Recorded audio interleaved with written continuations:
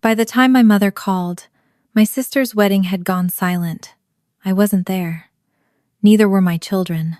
Harper told me later that Daniel stood at the altar with the ring Julianne had just slipped onto his finger, looked toward his daughter in the front row, and slowly pulled it off. "Did you really think I was that stupid?" he asked. 3 weeks earlier, Julianne had invited my 11-year-old son and banned my 9-year-old daughter.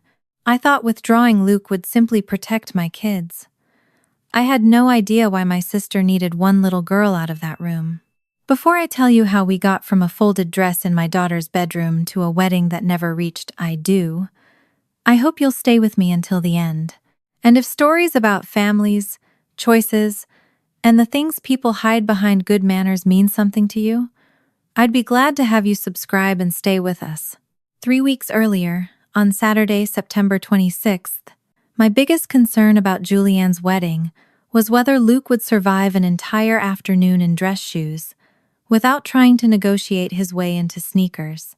He had been chosen as Daniel's junior groomsman months earlier, a job Luke treated with the seriousness of a diplomatic appointment whenever adults were watching and the excitement of free dessert whenever they weren't. That morning, he stood in front of the long mirror beside my bedroom closet, wearing charcoal trousers, a white shirt, and the jacket I had picked up from the tailor the day before. The sleeves finally ended where sleeves were supposed to end, instead of swallowing half his hands. He straightened his shoulders so sharply that his chin rose with them. Lucy sat cross-legged on my bed with one sock on and one sock missing, watching him as if she had been hired to evaluate the final product. Her own wedding dress hung from the closet door behind her, a soft blue dress with a narrow ribbon at the waist. It wasn't expensive. Lucy had rejected 2 fancier ones because one had sequins that scratched her arms and the other made a noise when she walked that she said sounded like wrapping paper with feelings. She studied Luke for another few seconds before announcing that he looked like he worked at a very fancy hotel. Luke didn't look offended. He turned toward the mirror again and smoothed the front of the jacket. "Do fancy hotels have free cake?" Lucy considered that important enough to require actual thought. Then she decided they probably did, which improved Luke's opinion of the comparison considerably. I was still laughing when Lucy picked up the little silver hair clip she had been considering for the wedding. She fastened it above one ear, stared at herself in my dresser mirror, and immediately removed it. "It makes me look old." She was 9. I asked how old. "Like 30. I had just turned 38 that spring. I put a hand over my heart and told her I appreciated the warning. That was what the wedding still was to my children then. Cake, uncomfortable shoes, a dress that made Lucy feel pretty without making her feel like somebody else. Luke getting to stand near Daniel during the ceremony. A hotel ballroom they had seen only in photographs. The possibility that they might be allowed to stay awake later than usual because adults became strangely flexible about bedtimes when there was music and rented table linens involved. There was no shadow over it yet. Daniel had earned Luke's affection without ever working particularly hard for it. He was the kind of adult who answered children when they asked him a real question instead of patting them on the head and returning to whatever the adults were discussing. He had once spent 20 minutes explaining to Luke why parking garages didn't collapse under the weight of all those cars, using salt shakers and folded napkins because Daniel was a structural engineer and apparently incapable of giving a short answer about concrete. Lucy liked him for a different reason. Daniel remembered details. He remembered she hated strawberries, but liked strawberry-flavored candy, which made no sense to him, but did not prevent him from remembering it. He remembered that she preferred drawing animals to people. He once returned a purple marker to her, 2 weeks after she had left it at my parents' house. Julianne had never objected to any of that. That mattered later. My sister had never been the aunt who spent every Saturday arranging crafts with my children, but she had never treated Lucy as unwanted either. She bought both kids' birthday gifts. She knew Luke preferred chocolate cake, and Lucy liked vanilla. At Easter, she complained equally when both of them left shoes in my parents' hallway. When she and Daniel got engaged the previous winter, Lucy had been one of the first people Julianne allowed to touch the engagement ring after our mother.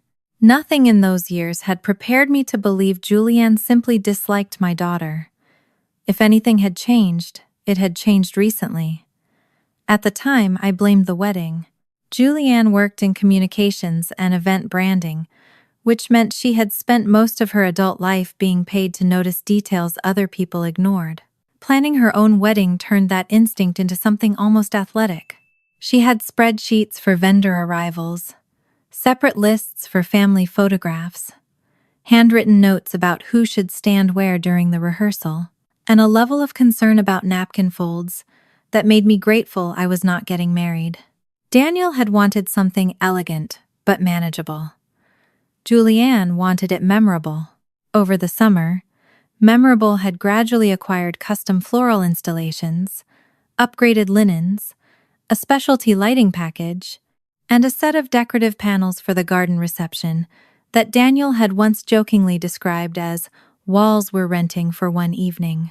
Julianne had laughed, signed for the additions herself, and reminded him that photographs lasted longer than invoices. None of that seemed sinister. It seemed like Julianne, being Julianne organized, particular, and convinced that if she didn't manage every loose end personally, some disaster would arrive carrying the wrong centerpiece.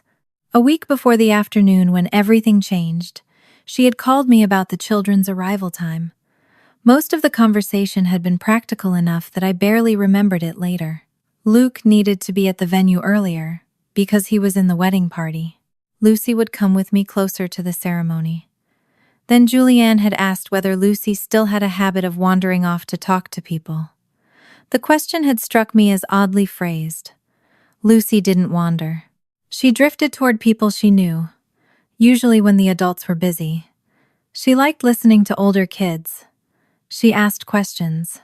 At family gatherings, she could disappear from my elbow and turn up 10 feet away discussing somebody's earrings or dog or dessert. I told Julianne that Lucy was 9. Not a runaway goat, and that I would know where she was. Julianne laughed, but it had been a thin little sound. She said she was only trying to keep the wedding day calm. I forgot about it. That Saturday, after Luke finished changing and Lucy returned her rejected hair clip to the little cardboard box on my dresser, my phone vibrated on the nightstand. Julianne's name filled the screen. I almost let it go to voicemail, because we were already scheduled to see my parents the next afternoon. But wedding calls had become frequent enough that ignoring one usually meant receiving 2 more, so I answered while folding Luke's jacket over my arm. Julianne didn't spend much time getting to the point.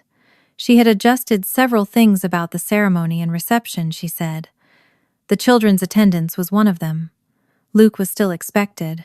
Daniel had included him in the wedding party, his suit was ready, and replacing him 3 weeks before the ceremony would be inconvenient. Lucy, however, would not be attending. For several seconds, I continued smoothing a wrinkle in Luke's jacket that wasn't there. I asked Julianne to repeat herself, because I wanted to be certain I hadn't taken a badly worded sentence and turned it into something uglier than she meant. She did not soften it. He can come. She shouldn't. There are sentences that become louder after the person stops speaking. That one did. The room around me was still full of the ordinary wreckage of getting 2 children dressed on a Saturday morning. One abandoned sock, the empty tailor bag, Lucy's hair clip box, the hanger, where her blue dress had been. Nothing in the room had changed, and yet every object seemed to have shifted slightly out of place. I asked what Lucy had done. Julianne said this was exactly the kind of reaction she had wanted to avoid. She described the ceremony as tight, the schedule as complicated, and the day as something she needed to keep calm. Lucy had no formal role. Luke did. It would be easier if Lucy stayed with a sitter. Her explanation kept changing shape without ever becoming an answer. I knew there would be other children at the wedding. 2 of Daniel's cousins had young kids. One of Julianne's co-workers was bringing a daughter around Lucy's age. None of them had roles. I pointed that out once. Julianne moved past it. She said she had already decided, and I could either respect the guest list or turn it into a family fight. That choice of words stayed with me, not because it was dramatic. Julianne had been using some version of that argument since we were teenagers. She made a decision. Anyone who objected was the one causing conflict. My mother used to call me the practical daughter. Julianne was the passionate one. What that meant in practice was that when Julianne and I wanted different things, I was often told I was mature enough to let something go. At 38, I had become so practiced at swallowing the first response that sometimes I did it before I knew what it was. I looked toward the bedroom doorway. Luke and Lucy had moved into the hall. Luke was trying to walk without bending the knees of his dress trousers because he had become convinced creases were permanent. Lucy followed behind him, correcting his posture, even though she had no idea what she was talking about. I told Julianne I had heard her. Then I ended the call. I didn't yell. That surprised even me. Anger would have been easier if it had arrived hot. Instead, something cold settled beneath my ribs and stayed there while I hung Luke's jacket back inside the garment bag. Children notice silence before they understand its cause. Luke stopped marching. Lucy watched my face. I took a few minutes before explaining anything because I did not want the first version of the story my daughter heard to be spoken through my anger. I told them Aunt Julianne had changed the wedding plans. Luke was still expected to be part of the ceremony. Lucy would not be going. I kept my voice level. Lucy stared at me as if she were waiting for the rest. There wasn't any. Her eyes moved toward the blue dress hanging from my closet door. She did not ask whether Julianne hated her. She did not stamp her foot or declare the wedding stupid. She didn't even ask why Luke was still allowed to go until several minutes later, and when she did, the question came out quietly enough that Luke pretended to be interested in his cuff button. I told her Luke had a role in the ceremony, and that none of this was his decision. Lucy nodded. Then she lifted the dress from the hanger. I thought she was going to ask me to return it. Instead, she laid it across the bed and began folding it. She folded the skirt inward first, carefully tucking the ribbon so it wouldn't wrinkle. Her fingers were small enough that she had to smooth the fabric twice to get the edges even. There was something unbearable about how gently she handled it. She had spent 20 minutes in the store, deciding between that dress and a lavender one. She had stood in front of the fitting room mirror and asked whether blue looked too much like a school color. She had wanted shoes she could dance in. She had already asked if she could keep the dress afterward for Thanksgiving. Now she folded it as if she were returning something borrowed. Luke sat on the edge of my dresser bench. His knees were apart, his hands hanging between them. The excitement that had filled him 10 minutes earlier had nowhere to go. He said he wouldn't attend either. Lucy looked at him before she looked at me. Don't make anyone choose me. I still remember the tiny sound the zipper on the garment bag made when my hand slipped off it. Lucy had not said, "Make her invite me." She had not said, "Luke shouldn't go." She had found the one solution in which nobody else lost anything. She would simply remove herself. I had heard that instinct before, though not in those exact words. I had heard it when she gave Luke the larger cookie, because he wanted it more. When she stopped asking my mother to change the television channel because Grandpa was watching something. When she once told me she didn't mind sitting at the end of the table, even though she couldn't reach the bread. Small things, harmless things, I had told myself. Be flexible, be kind. Don't make everything a fight. Standing there with my daughter's wedding dress folded into a neat blue rectangle, those lessons looked different. Luke tried again. He said he didn't care about being junior groomsman anymore. That wasn't entirely true. His eyes kept drifting toward the garment bag. He had spent weeks asking Daniel what his job would be. He had practiced walking slowly instead of sprinting. He had bragged to his best friend that he was going to stand at the front. He was 11. Loving his sister did not erase the fact that something he wanted was hanging 6 feet away. I sat beside him and put a hand between his shoulder blades. I told him he was allowed to be disappointed. He was also allowed to have wanted to go. None of that made him disloyal to Lucy. Then I told both of them the part that mattered. This was not a choice either of them had to make. They were children. I was their mother. The responsibility belonged to me. Lucy looked down at the dress again. Still uncertain, Luke rubbed his thumb over one of the stiff seams in his trousers. I left them watching television in the living room and went into the kitchen with my phone.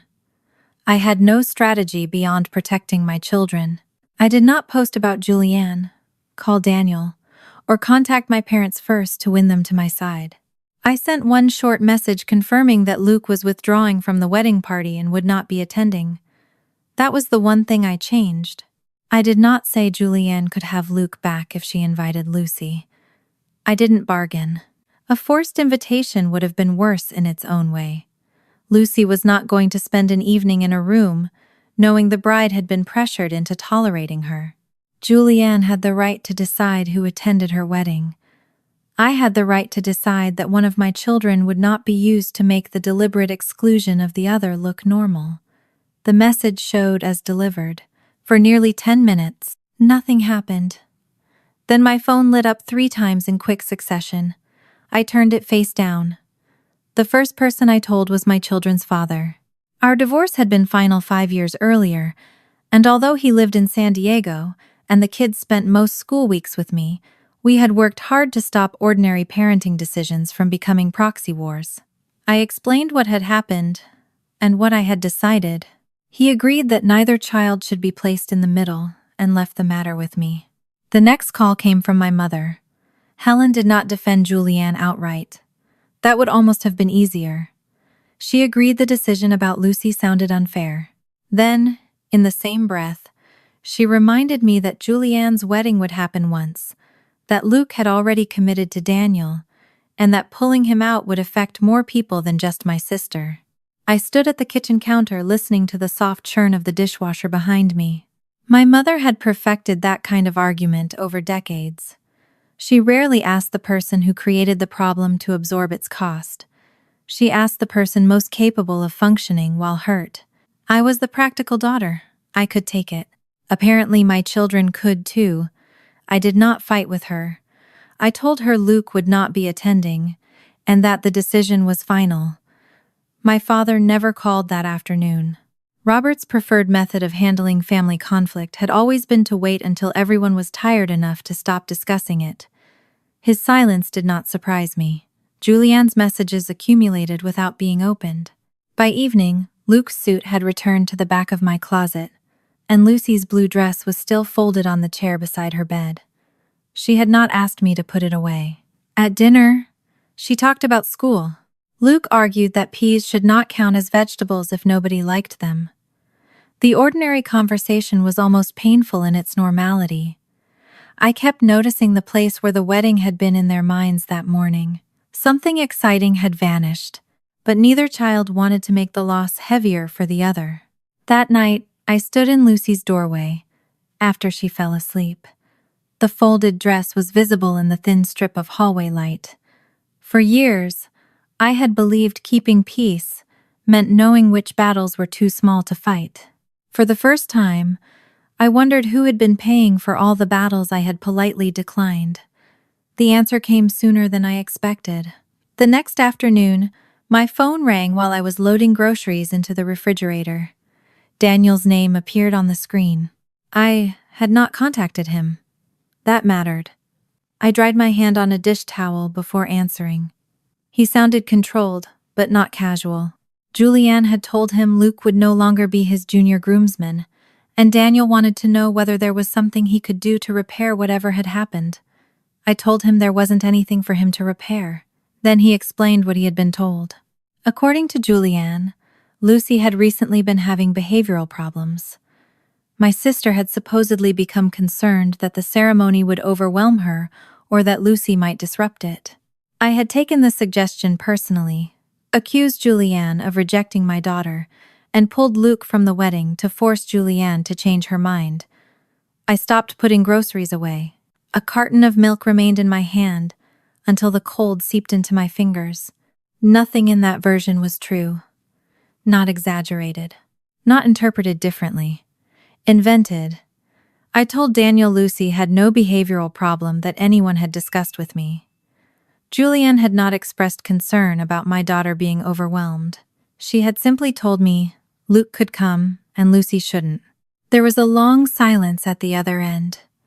Daniel had known Lucy for more than 2 years. He had watched her draw under my parents' dining table while adults talked above her. He had taken both kids for ice cream with Julianne. He knew she was not a child who routinely disrupted family events.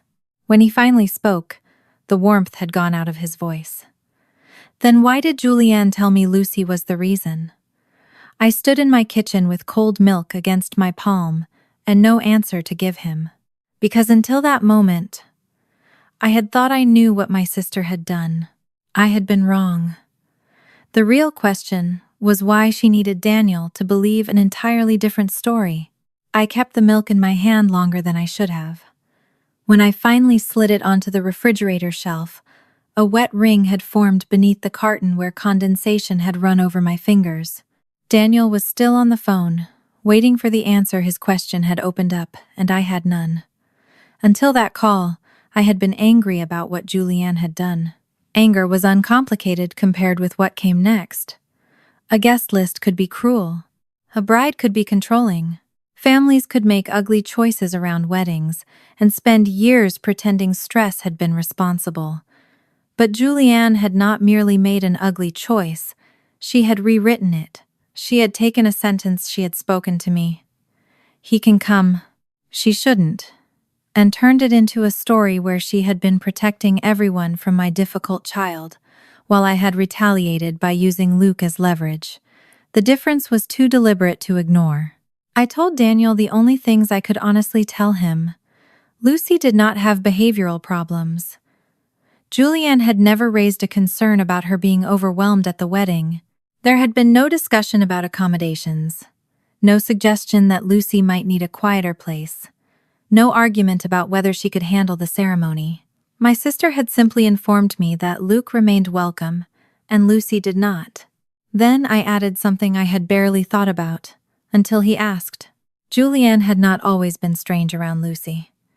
The change was recent. I leaned against the counter and tried to put a date to it.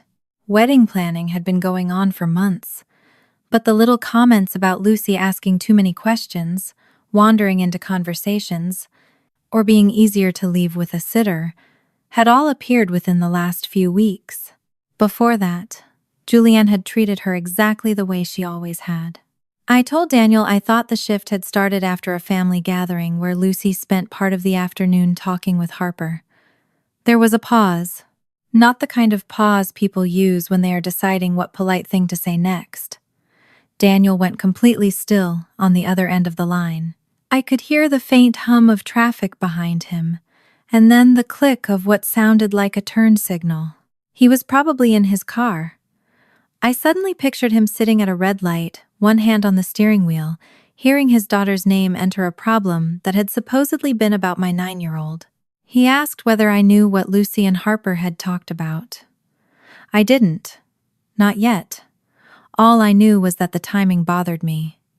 I was careful not to give that discomfort a shape it had not earned.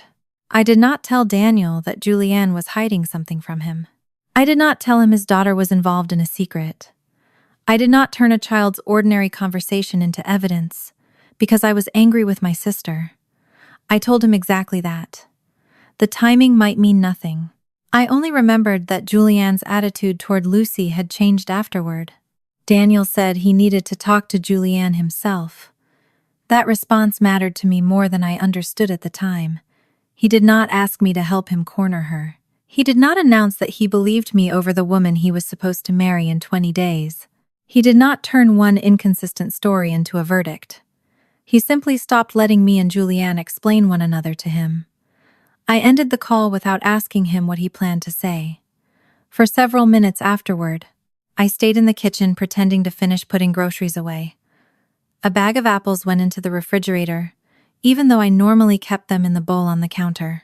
I found them there 20 minutes later and moved them back. My body had apparently continued working while the rest of me tried to catch up. From the living room came the low noise of a cartoon, and Luke's occasional protest that Lucy was sitting on too much of the couch. The house smelled faintly of the rotisserie chicken I had bought for dinner. Outside the kitchen window, a neighbor was pushing a stroller past our driveway. Everything was painfully normal.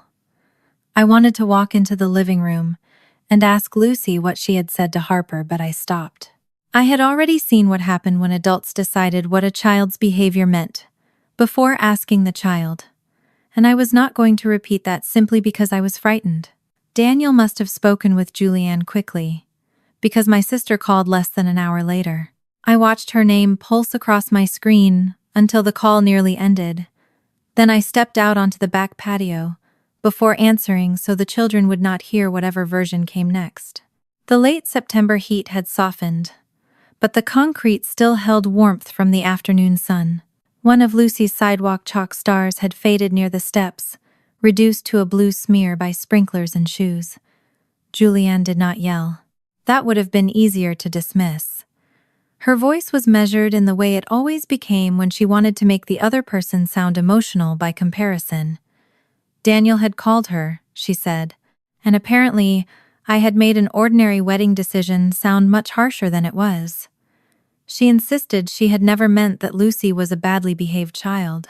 She had only tried to explain to Daniel that Lucy sometimes became curious, wandered into adult conversations, and might be more comfortable outside such a tightly managed ceremony. The explanation irritated me because it was cleverer than the first one. Julianne was not retracting the lie. She was sanding down its edges. By the end of her version, she had never accused Lucy of having behavioral problems. Daniel had merely misunderstood her concern. I had misunderstood her wording. Everyone had misunderstood Julianne except Julianne. I looked through the glass door at my children. Luke had stretched himself diagonally across the couch now. Lucy was trying to push his legs away with one foot without taking her eyes off the television. I asked Julianne one question. If this had truly been about Lucy's comfort, why had she never spoken to me about Lucy being uncomfortable? She moved around the answer. There had been too much planning. She assumed I knew what she meant. Weddings required decisions. Not every decision could become a family summit. Then she returned to Luke. Daniel was upset about losing him from the wedding party, she said. The suits and positions had already been arranged. Luke had made a commitment. If I stopped escalating the situation, there was still time to put him back. The offer told me more than the explanation had. Lucy was still out. Luke could be restored. All I had to do was stop objecting. I told Julianne that Luke would not be attending. There was a beat of silence before she told me I was punishing Daniel for something he had not done. That part was true. Daniel had not excluded Lucy, but neither had I. I was not sending one child into a celebration built around the deliberate absence of the other, simply because Daniel was innocent of creating the situation. That would have turned Luke into a patch over something Julianne refused to explain. I said as much in fewer words. Then I ended the call before it could turn into the kind of circular argument my sister excelled at, one where every objection became proof that I was unreasonable for continuing to object. I stayed on the patio for another minute. Through the glass, Lucy had finally reclaimed enough of the couch to sit comfortably. Luke's feet were now on the floor. Neither child knew Daniel had just heard a false story about one of them. I wanted to keep it that way until I understood more. The next morning, my mother called. Helen had an ability to make pressure sound like concern. She began by saying she had slept badly because she hated the thought of the family fighting this close to Julianne's wedding. She repeated that she thought excluding Lucy was unfair. Then she spent the next several minutes explaining why the unfair thing might still need to be tolerated. Luke had made a commitment to Daniel. Daniel had done nothing wrong. Guests had made travel plans. Julianne was under stress. There were only 19 days left. Every point was technically true. That was what made the conversation exhausting. My mother was not asking me to believe Julianne had behaved well. She was asking me to calculate whether resisting her behavior would inconvenience too many innocent people. I sat at my dining table with a mug of coffee, cooling between my hands, and listened until she reached the part where she said Julianne felt I was trying to embarrass her. That stopped me. I asked whether Julianne had told her that. Helen hesitated. I asked whether she had spoken to Lucy. Another pause. Then I asked whether she had spoken to Daniel. My mother had not.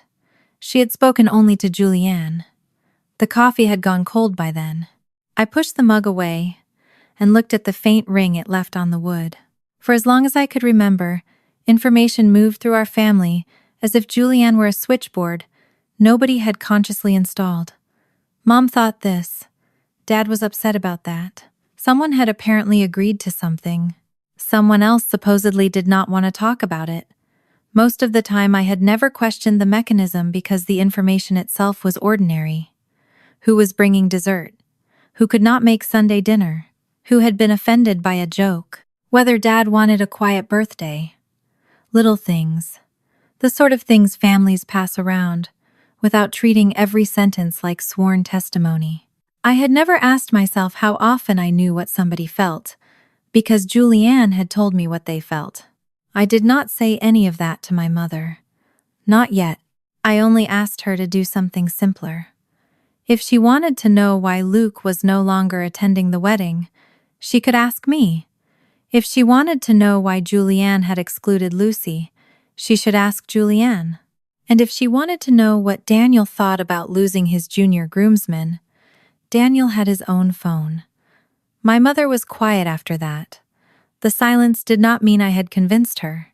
It meant I had interrupted a familiar pattern, and neither of us quite knew what to do with the empty space. After we hung up, I found Lucy at the kitchen island working on a sheet of math problems. She had drawn tiny ears on 3 of the numbers. I sat across from her without mentioning Julianne.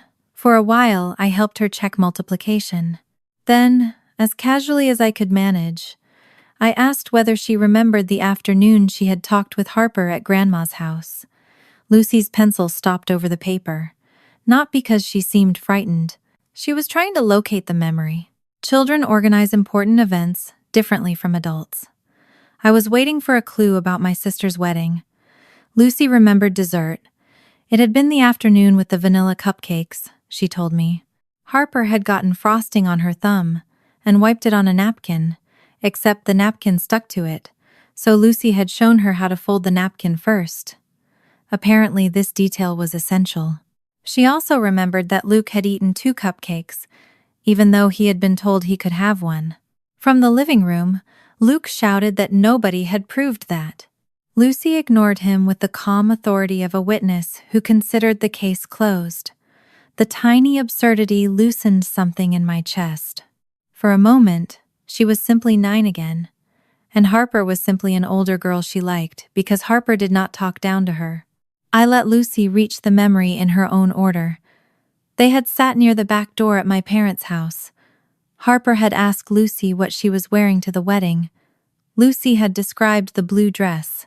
They had talked about whether wedding cake tasted different from birthday cake. Then Harper had said something about not really wanting to be up there anymore. Lucy could not remember the exact wording. I did not press. I asked what she thought Harper meant. Lucy shrugged and said she thought Harper did not want to be part of the wedding things. There was no fear in her answer, no sense that she knew anything important. She had heard an older girl say she did not really want to participate and filed it away beside cupcakes and dresses. I thanked her and sent her back to the multiplication problem with the rabbit-eared numbers. But the word anymore stayed with me. Not really wanting to be up there anymore. I had heard something very different from Daniel. The memory came back with enough clarity that I could place where we had been. It was at my parents' house several weeks earlier, before any of this. Daniel had been standing near the patio doors, while Julianne and my mother debated floral samples at the dining table. I had made some harmless comment about Harper being old enough that she probably did not want a formal wedding role. Daniel's face had changed, not dramatically, just the small disappointment of a parent trying not to make a child's choice about himself. He had said he wished Harper wanted to be more involved. At the time, the sentence barely registered. 14-year-olds were allowed to dislike weddings. Harper was at the age when anything designed by adults could become embarrassing on principle. I had assumed Daniel was learning the ordinary lesson that children eventually stopped wanting the things their parents pictured for them. Now I had Lucy telling me Harper did not really want to be up there, and I had Daniel remembering it as Harper's choice too. The stories were not yet contradictory. Not quite, but they leaned against each other strangely. If Harper simply did not want to participate, why had Lucy's conversation with her mattered? Why had Julianne asked whether Lucy wandered off to talk to people? Why had her attitude toward Lucy changed after that afternoon? My mind kept trying to build a conclusion faster than the facts allowed. Memory was slippery. Children misunderstood things, and Julianne's irritation with Lucy could still have had an unrelated explanation. I had no right to turn my daughter's half-remembered conversation into a case against my sister. What I had was a pattern of questions. That afternoon, I took Luke and Lucy to the grocery store because we were out of cereal, despite having bought groceries the day before. Luke had apparently discovered a way to consume breakfast food at a rate normally associated with livestock. They argued in the cereal aisle over whether marshmallows counted as a breakfast ingredient. I let them. Their argument was mercifully simple. Nobody needed a third person to explain what either child meant. When we got home, I had almost convinced myself to leave the Harper question alone until Daniel handled whatever he needed to handle with Julianne. Then my phone vibrated. It was Daniel. I stood in the entryway with a grocery bag hooked over one arm, while Luke carried milk toward the kitchen, and Lucy tried to balance a cereal box on her head. Daniel did not tell me what Julianne had said when he spoke to her. He did not ask me to take sides. He went back to the one piece of information I had given him directly. I had told him Julianne's behavior around Lucy seemed to change after Lucy spoke with Harper. Now he wanted to know what that conversation had actually been about. I looked across the room at Lucy. She had dropped the cereal box and was now trying to convince Luke the dent in one corner had already been there. I could have summarized what she had told me. That would have been easy, but Daniel was not asking whether Harper disliked weddings. He was asking about his daughter. The distinction mattered. I told him Lucy remembered Harper, saying she did not really want to be up there anymore. But I was not confident enough in a 9-year-old's memory to turn that into anything more specific. Daniel was quiet. Then he asked the question that made my fingers tighten around the paper grocery bag. What exactly did Lucy hear Harper say? I did not know yet. Not exactly. But for the first time since Julianne had banned my daughter, the question we were following no longer pointed toward Lucy at all. It pointed toward the groom's daughter. Daniel's question stayed with me after we ended the call. I had given him the safest answer I could, that Lucy remembered Harper, saying she did not really want to be up there anymore. But safe was not the same as complete. A 9-year-old could forget the order of a conversation and still remember the one sentence that had confused her. Luke could forget where he left his backpack and still repeat something unfair a teacher had said months earlier. Lucy could forget lunch and remember a stranger's lemon-shaped earrings. So that evening, I did not sit her down like a witness. I waited. Lucy was on the floor in the living room, with a sketchbook balanced against her knees. She had drawn the front half of a horse and apparently lost interest before reaching the back. Luke was sprawled on the couch above her, one sock hanging halfway off his heel, absorbed in a game on his tablet. The television was off. The dishwasher hummed in the kitchen. It was the kind of quiet I had spent years thinking meant everything was fine. I sat in the armchair near Lucy and picked up one of the pencils that had rolled beneath the coffee table. I reminded her about the afternoon at Grandma's house and told her there was no right answer. I only wanted to understand what she remembered because Daniel had asked about Harper. Lucy kept shading the horse's mane while she thought. She remembered where Harper had been sitting. She remembered the cupcake. She remembered that Harper had been wearing white sneakers with green laces.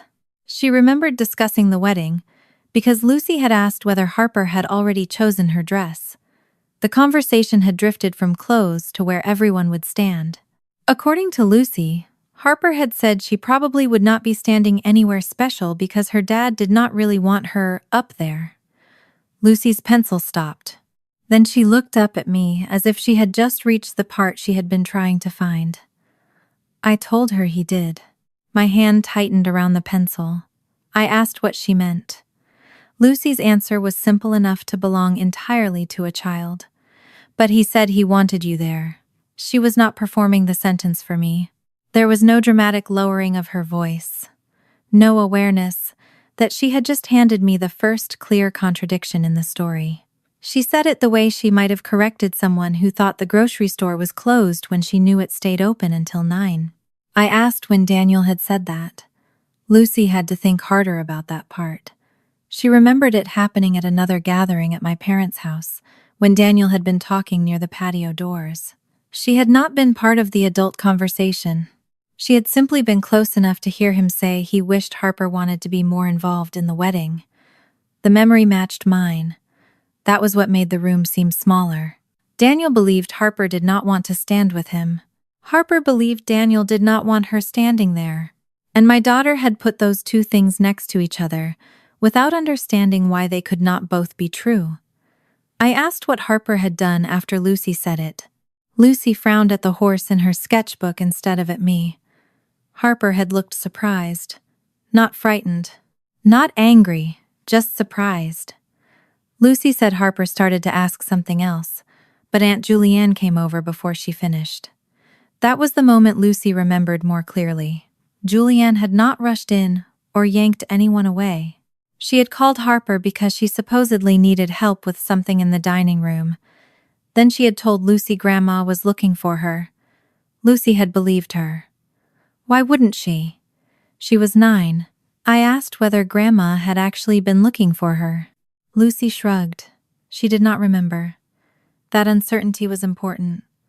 I did not want to turn every ordinary detail into proof just because I had started distrusting my sister. Families interrupt children all the time. Adults call people into other rooms. Grandmothers look for grandchildren. Nothing about the moment, by itself, proved anything. What mattered was what happened after. Once Lucy had finished with the horse, I asked whether she had spent much time with Harper again. She had not. At one dinner, Julianne had seated Lucy closer to Luke and the younger children. At another gathering, Harper left early. There had been a Sunday afternoon when Lucy wanted to show Harper a drawing on her phone, but Julianne asked her to help carry napkins outside instead. Again, each moment was ordinary enough to disappear on its own. Together, they felt different.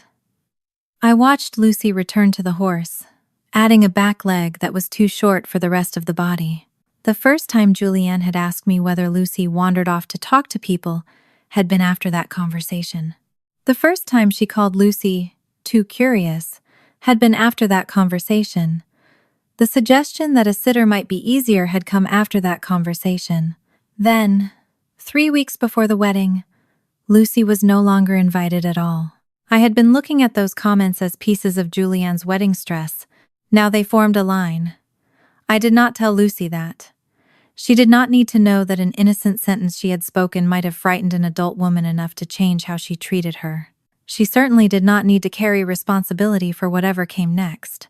I thanked her, kissed the top of her head, and told her the horse looked excellent. She examined it critically. The leg is weird. It was. I told her horses probably had difficult days too. She erased it. That small act, rubbing away a bad line and drawing it again, stayed in my mind long after she went upstairs to shower. I wished adults corrected themselves so easily. Instead, we tended to build explanations around our mistakes, until the explanation became more important than the truth. I knew something about that myself. Later that night, I passed Lucy's bedroom and saw the blue wedding dress still folded on the chair. She had placed the rejected silver hair clip on top of it. There was no ceremony in the way she had arranged those things. No symbolic intention. She was simply tidy when she was trying not to think about something. I stood in the doorway and remembered how many times I had praised that quality in her. Easy, thoughtful, no trouble. The phrases sounded different now. I had spent years believing I was teaching my children flexibility. Sometimes I probably had been. Families could not survive if every small disappointment became a battle. But somewhere along the way, Lucy had started treating her own disappointment like something she should clean up before anyone else had to see it. The wedding had not created that instinct. It had exposed it. I could remember telling her to let things go, because Aunt Julianne did not mean anything by them. I remembered redirecting her when she wanted to ask why Julianne had changed plans at the last minute. I remembered saying more than once that it was easier not to argue. None of those moments had seemed important enough to call damage. That was the frightening part. Children rarely learn to disappear from one huge lesson. They learn from dozens of small ones. I went back downstairs and found Luke putting his empty water glass in the sink. His suit was still hanging in the back of my closet, hidden behind 2 winter coats. I had no reason to own in Pasadena, except that I occasionally convinced myself Southern California had seasons. Luke had not asked about the wedding since the day I withdrew him. That silence was his version of Lucy's folded dress.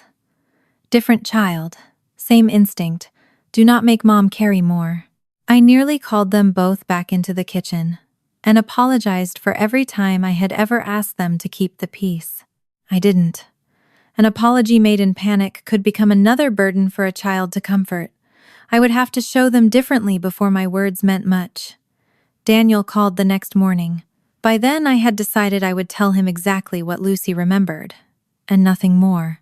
I explained that Harper had told Lucy she believed Daniel did not really want her up there. Lucy had responded that Daniel had said the opposite. Julianne had been nearby and interrupted shortly afterward. Then I stopped. Daniel did not. He asked for the date, approximately where they had been sitting, whether I was sure Julianne had heard the exchange. I had to keep reminding both of us of the same limitation. Lucy was 9. She remembered the meaning better than the chronology. I could tell him Julianne was close enough that Lucy remembered her appearing almost immediately. I could not swear that Julianne heard every word. I could tell him Lucy remembered Harper's surprise. I could not tell him what Harper had been thinking. Daniel went quiet again. What he did next, I learned from him later. He called Harper directly, before calling Julianne or Nina. That choice would matter more than either of us understood that morning. Daniel told me afterward that he had gone into the call, trying not to accuse anyone. He asked Harper whether she actually wanted no role in the wedding. Her answer was guarded. She told him she had understood for months that he wanted the ceremony to stay simple, and that it would be easier if she did not have a visible part in it. She believed he wanted to avoid awkwardness between his old family and the life he was building with Julianne. Daniel had never used that phrase. He had never thought of Harper as his old family. When he said so, Harper did not melt into relief. She became suspicious. From Harper's side, he was suddenly rewriting something she had already spent weeks learning to live with. That hurt Daniel more than if she had yelled. He told me later that the worst part was not hearing his daughter say she thought he wanted distance. It was hearing how accustomed she sounded to it. He asked whether she remembered him ever telling her directly that he did not want her in the wedding party. She could not. But she remembered Julianne explaining that Daniel did not want to pressure her, that he thought Harper might be happier sitting with Nina, that family photos could get complicated, and that there was no reason to make one day into a test of loyalty. Every individual sentence sounded considerate. That was what made them effective. Julianne had not needed to say, "Your father does not want you." She had only needed to create enough empty space for Harper to finish the sentence herself. Daniel did not tell Harper she had been manipulated. He did not know that yet. He knew only that something he believed Harper had chosen was something Harper believed he had chosen. And for the first time, neither of them was willing to let Julianne translate the difference. Harper ended that call without resolving anything. She did not suddenly agree to stand at the wedding. She did not forgive Daniel for months of distance because he had finally asked one direct question. Daniel understood that. At least, he began to. After speaking with Harper, he called Nina. I knew Nina only casually then. She and Daniel had built the kind of co-parenting relationship that looked functional from the outside, because they had already exhausted the dramatic parts years earlier. Harper lived mostly with Nina. Daniel handled his share of school schedules, pickups, expenses, and ordinary parenting. They were not the kind of exes who called each other every night to analyze a teenager's moods. That distance had seemed healthy. Now it had consequences neither of them intended. Nina told Daniel that Harper had been pulling back from his family gatherings for several months. She had stopped asking as often about Sunday breakfast. She sometimes said Dad had other plans, or that Julianne thought he needed time with wedding preparations. Nina had assumed several ordinary things were happening at once. Harper was 14. Daniel was remarrying. A teenager might reasonably feel awkward about a new marriage. Daniel was busy. Julianne was planning a wedding. Nothing had seemed strange enough to justify a formal summit between two adults who had spent years learning not to micromanage one another's homes. Nina also admitted something Daniel had to admit about himself. When Harper said she did not want to go somewhere, Nina often let her decide. When Daniel heard Harper needed space, he often gave it. Neither parent had been cruel. Neither had abandoned her. They had simply treated a series of tiny withdrawals as if they were all coming from the same source. Harper growing up. That assumption had created room for someone else to define what those withdrawals meant. I learned most of that later, pieced together from Daniel and eventually from Nina herself. At the time, all Daniel told me was that he had spoken directly with Harper and something was wrong. He did not declare Julianne guilty or announce that the wedding was off. He said only that Harper remembered their relationship very differently from the way he did. Then he asked me whether Lucy had ever mentioned anything else. I told him no. That answer was true.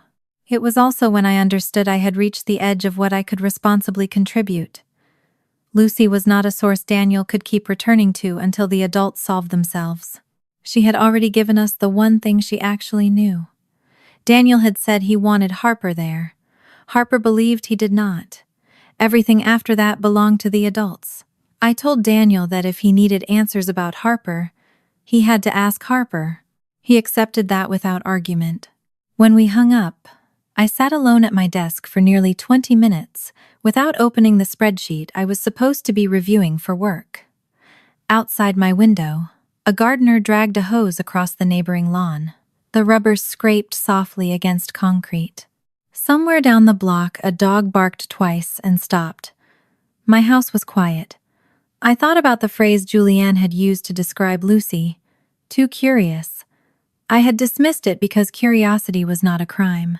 But maybe curiosity had never been the problem. Lucy did something adults often avoided because we were afraid of what the answer might cost. She noticed when two things did not fit. Then she said so. That evening, Helen texted asking whether things had settled down. I looked at the message and nearly laughed. Nothing had settled. It had simply moved beneath the surface. Julianne still had a wedding in less than 3 weeks. The venue was booked. The family photographs were planned. The flowers were ordered. Somewhere, my sister was probably still deciding where everyone would stand. What she could no longer control quite as easily was who talked to whom before they got there. The next 2 days were quieter than I expected. Julianne did not call me. Daniel did not offer updates. My parents seemed to understand that I had stopped accepting secondhand reports as fact. I focused on work and the children. Lucy returned to drawing animals. Luke discovered that not attending a wedding did not excuse him from a science project. The folded blue dress stayed on the chair. Then, late on Wednesday afternoon, I was driving Lucy home from school when she pointed through the windshield at a bridal shop we passed and asked whether Harper was still going to the wedding. It was such a simple question that I almost answered automatically. I said I assumed so. Lucy watched the bridal shop disappear behind us. Then she asked whether Harper still had to stand somewhere she did not want to stand. I glanced at her in the rearview mirror. Lucy had not understood the adult conflict, but she remembered the thing that had confused her. Harper had said Dad did not want her there. Daniel had said he did. That contradiction had mattered enough to a 9-year-old that it had survived cupcakes, frosting, dresses, multiplication homework, and a week of ordinary life, and Julianne had heard Lucy point it out. When we reached home, the timeline was no longer something I could dismiss as wedding stress. Before Lucy's conversation with Harper, Julianne had treated my daughter normally. After it, Lucy became too curious, then inconvenient, then unwelcome. I still could not prove exactly what Julianne had been trying to protect. I did not know how many conversations had been misunderstood, how many had been deliberately reshaped, or whether my sister believed she was helping everyone avoid conflict. But I finally understood one thing. Lucy had not been banned because Julianne was afraid she would make a scene. She had been banned because she had already done something far more dangerous. She had made two people's stories touch. Now, she shouldn't come, sounded different in my memory. It no longer meant my daughter was unwanted. It meant Julianne could not risk Lucy being there when Harper started asking questions. Once I saw what Julianne had done around Lucy and Harper, I started noticing something I had spent most of my life treating as ordinary. My sister was always the person in the middle, not in the dramatic sense. She had never stood at the center of Thanksgiving dinner, conducting arguments like an orchestra. Most of the time, it looked helpful. Mom wanted us there by 4. Dad would rather not make a big deal out of his birthday. Someone had already agreed to bring dessert. Someone else apparently did not want to talk about what happened last weekend. Julianne delivered information with such certainty that I rarely stopped to ask where it had come from. She was organized. She remembered details. She liked being the person who knew what everyone was doing. For years, I had confused that with reliability.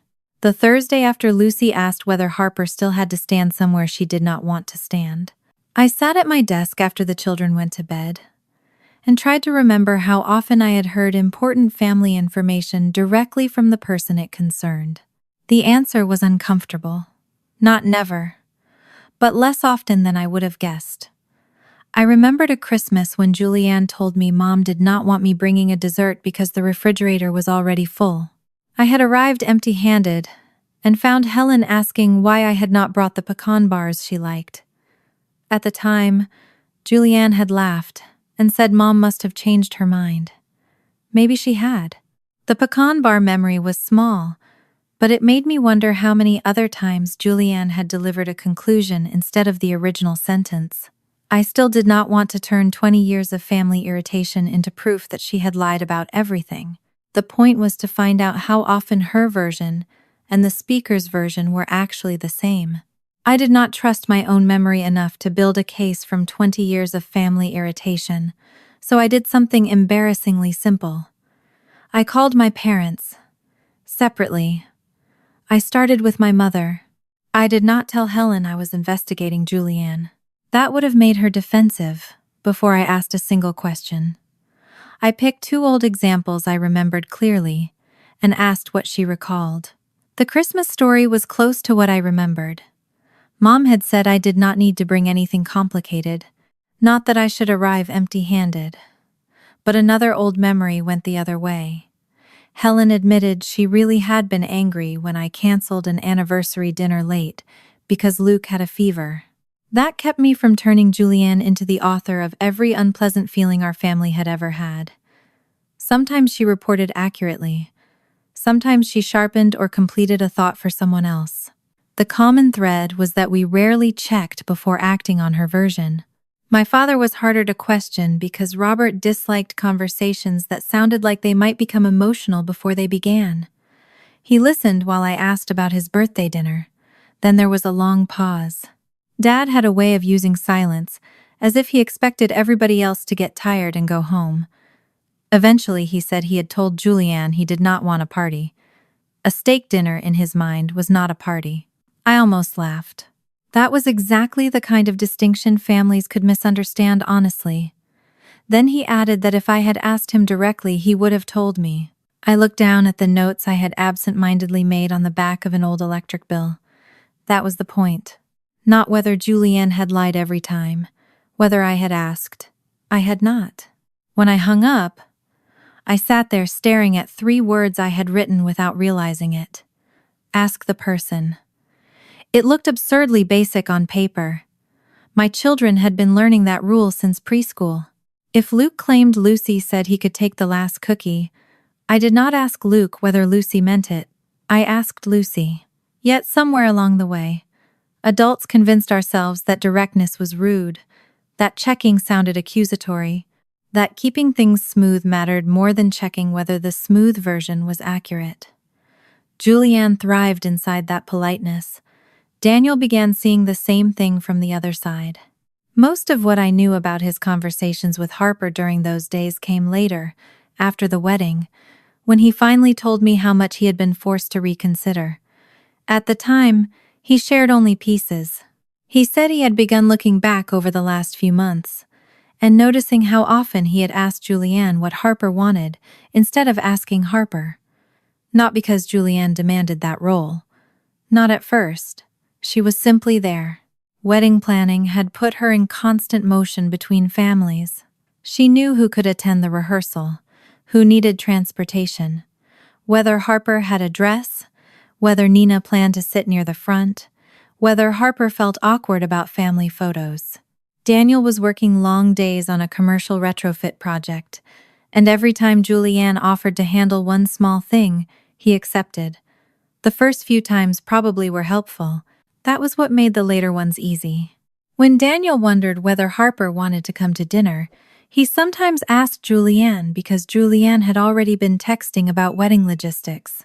When Harper seemed quiet at a gathering, Julianne would tell him she was overwhelmed and probably needed space. When Daniel considered pushing harder, Julianne framed restraint as respect. Nothing about that made Daniel innocent. He knew it. He told me later that asking Julianne had often been easier than risking Harper telling him no herself. That admission stayed with me. Giving someone space could be generous. It could also be fear wearing good manners. Daniel had been so determined not to become the divorced father who pressured his teenage daughter into accepting his new life that he sometimes stepped back before Harper had asked him to. Then Julianne supplied an interpretation for the empty distance. Daniel did not use the mismatched stories as an excuse to make himself innocent. He admitted that asking Julianne had often been easier than risking a direct no from Harper. Whatever Julianne had done with that hesitation, he was still the parent who had chosen the easier route, and he was beginning to face that before he blamed anyone else. I had to do the same. Every time I looked at Lucy's folded dress, I wanted to direct all my anger outward at Julianne, at Mom, at the family habit of asking the easiest person to absorb the most. But I had participated too. I had told Lucy more than once that Aunt Julianne probably did not mean something badly, or that a question was not worth an argument. I had been softening other people for my daughter, long before I recognized what that could teach her. By Friday evening, the wedding was just over 2 weeks away, and the pressure around it was beginning to show in places that had nothing to do with flowers. Julianne called my father and asked him to tell me I was making things worse. I knew this because Dad called me afterward, although not for the reason Julianne expected. He sounded tired. He said Julianne wanted him to explain that Daniel was upset, my mother was stressed, and the family needed me to stop feeding the situation. I waited for the familiar next step. Dad usually passed the message and disappeared. This time, he did not. He told Julianne that if she had something to say to me, she could call me herself. I smiled despite everything. It was such a small act that I almost felt foolish for being moved by it. My 70-year-old father had discovered direct communication. The next afternoon, Mom began telling me something Julianne had supposedly said about Daniel, and Robert, who was somewhere in the background at their house, cut in loudly enough that I heard him through the phone. Have her call Daniel. Helen told him nobody had asked for his help. Dad replied that apparently this was now the rule. I put my hand over my mouth. It was the first time in days I had laughed without immediately feeling guilty afterward. Not because any of this was funny, because Dad's solution was so literal, it exposed how ridiculous our old system had become. For decades, we had behaved as though telephones worked only through Julianne. Now Robert had decided everybody could operate their own.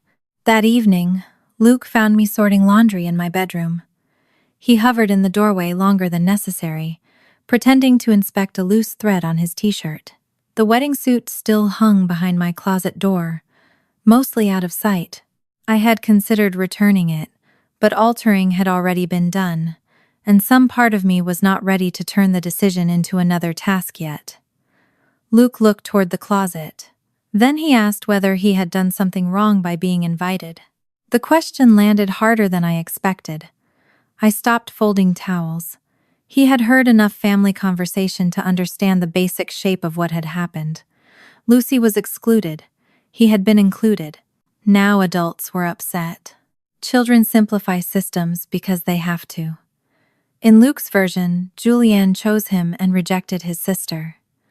If that choice was wrong, then maybe being chosen made him part of the wrong thing. I told him it did not. He had not written the guest list. He had not asked Julianne to exclude Lucy. He had not tricked anybody into giving him a role. He had been excited because an adult he liked asked him to stand beside him at an important event. There was nothing shameful about that. Luke rubbed the edge of a folded towel between two fingers. He said he still wished he could have done it. That honesty mattered more than if he had told me the entire wedding meant nothing now. I told him I knew. He asked whether Lucy knew. I looked toward the hallway. She doesn't need you to pretend you never wanted something. Luke nodded without looking convinced. At 11, fairness still felt as though somebody had to give something up until the numbers matched. I sat on the edge of the bed and explained as simply as I could that adults sometimes made unfair choices, but children did not fix those choices by punishing themselves. My decision to withdraw him had been mine. He did not owe Lucy guilt for something Julianne had done. He listened. Then he asked if Daniel was mad at him. That question told me where the real weight had been sitting. I said Daniel had never blamed him. Luke's shoulders dropped a fraction. It was small enough that he probably did not know I noticed. I did. That night, he and Lucy fought over the bathroom sink while brushing their teeth. Lucy accused him of leaving toothpaste in the basin. Luke claimed the blue stain could have belonged to anyone. I stood in the hallway listening to them, argue over evidence that consisted entirely of toothpaste color. For once, their conflict comforted me. Neither child was stepping aside. Neither was trying to absorb the other's irritation. They were being siblings. Messy, petty, loud enough to be annoying, normal. The next morning, Julianne called. She was no longer trying to sound merely disappointed. She still did not shout, but her words had acquired edges. She had noticed that Daniel was calling Harper directly more often. Mom had started checking details with me. Dad had refused to relay messages. Nina and Daniel had apparently spoken without going through her about something involving Harper. Julianne described all of this as people going around her. The phrase stopped me. Going around her. As if direct contact between a father and daughter required passing through Julianne first. As if my mother asking me what I thought instead of accepting Julianne's version was a form of exclusion. As if Dad refusing to carry a message was betrayal. For most of the call, I let her talk and listen to the shape of her complaint rather than the individual sentences. She said she was the one who had been trying to keep everybody coordinated. She was the one who knew how many moving parts the wedding had. She was the one who had spent months smoothing over awkwardness between families. Now people were suddenly treating every attempt to help as suspicious. There was enough truth inside those statements to make them difficult. Julianne had coordinated. She had helped. She had probably prevented genuine misunderstandings too. That was why our family had allowed the role to grow so large. The problem was that somewhere along the way, helping people communicate had become deciding what their communication meant. I did not give her a lecture. I had no interest in explaining her psychology to her. I asked one question. Why should Daniel talking directly to his own daughter feel like anyone was going around Julianne? The silence that followed was longer than I expected. Then Julianne said I was deliberately twisting her words. I looked through the kitchen window at the small rectangle of backyard beyond the sink. Lucy's chalk marks had almost disappeared from the patio. A pale blue line remained where one of her stars had been. I did not argue. There are moments when a person's reaction answers more than their words. Julianne moved quickly to the wedding again. She reminded me there were only days left to settle things, that Daniel was under pressure, and that my refusal to stop feeding questions was affecting everybody. That phrase would have worked on me once. Feeding questions. As if asking the person involved were somehow more dangerous than accepting the answer Julianne provided. I told her I was not asking Daniel anything. That was true. He had contacted me when he needed clarification. After that, I had repeatedly pushed him toward Harper. Julianne did not seem reassured. The fact that I was not controlling the questions may have frightened her more, because it meant nobody was. After we hung up, I stood in the kitchen and thought about the role my sister had assigned herself in our family. She had always called herself the organizer, the fixer, the one who remembered what everyone needed. Maybe for years, some of that had been true. But a fixer becomes something else when the problem must pass through her before anyone is allowed to understand it. Over the next few days, the strangest thing happened. Nothing exploded. Mom called me directly. Dad called Julianne directly. Daniel spoke to Harper. Nina spoke to Daniel. People disagreed. Some conversations were awkward. A few probably hurt. But the family did not collapse, because Julianne was no longer translating everyone. If anything, certain things became quieter. There were fewer frantic calls correcting what somebody had supposedly meant. Fewer messages beginning with "Julianne said you were upset." Fewer assumptions arriving dressed as facts. I began to see that my sister had spent years describing herself as the person who kept everyone connected. Maybe she had believed it. Maybe all of us had. But connection was not supposed to require one person standing permanently in the center. And by then, one truth had become impossible to ignore. Julianne could tolerate anger. She could tolerate blame. She could tolerate me refusing to attend her wedding. What she could not tolerate was the possibility that we might start talking to one another without her. Julianne had spent years calling herself the person who kept our family connected. What frightened her most was discovering we could connect without her. A little more than a week before Julianne's wedding, Harper no longer felt like the older girl who happened to be caught somewhere near my sister's guest list problem. She had become the part of the story that frightened me most. Lucy had been hurt loudly enough for me to see it. There was a folded blue dress on a chair. There was an invitation she no longer had. There was a brother who had been pulled from a wedding party because I refused to let one child's inclusion make the other child's exclusion seem acceptable. Harper's hurt was harder to point at. There was no single day when someone had told her she did not belong. There was only the slow disappearance of things she used to ask for. I learned that from Nina. Most of what she told me came after Daniel began comparing his memory of the last few months with hers. Daniel later repeated some of it to me, and Nina filled in the rest herself when our paths crossed more often as the wedding drew closer. What stayed with me was not any dramatic accusation. Nina did not suddenly announce that Julianne had been poisoning Harper against her father. She was too careful for that. And by then, all of us had become wary of giving meaning to something another person had not said. She simply described the Harper she remembered from before. Sunday mornings used to belong to Daniel more often than not. Harper would text him about breakfast before he remembered to ask. Sometimes she wanted pancakes. Sometimes she wanted the little diner near his house, because they served hash browns too crisp for Nina's taste and exactly right for Harper's. She would send him photographs of things she wanted him to see. A bad haircut on a celebrity, a dog wearing shoes, an assignment grade she pretended not to care about. She had not been the kind of daughter who begged constantly for attention. She had simply assumed she was allowed to reach for her father.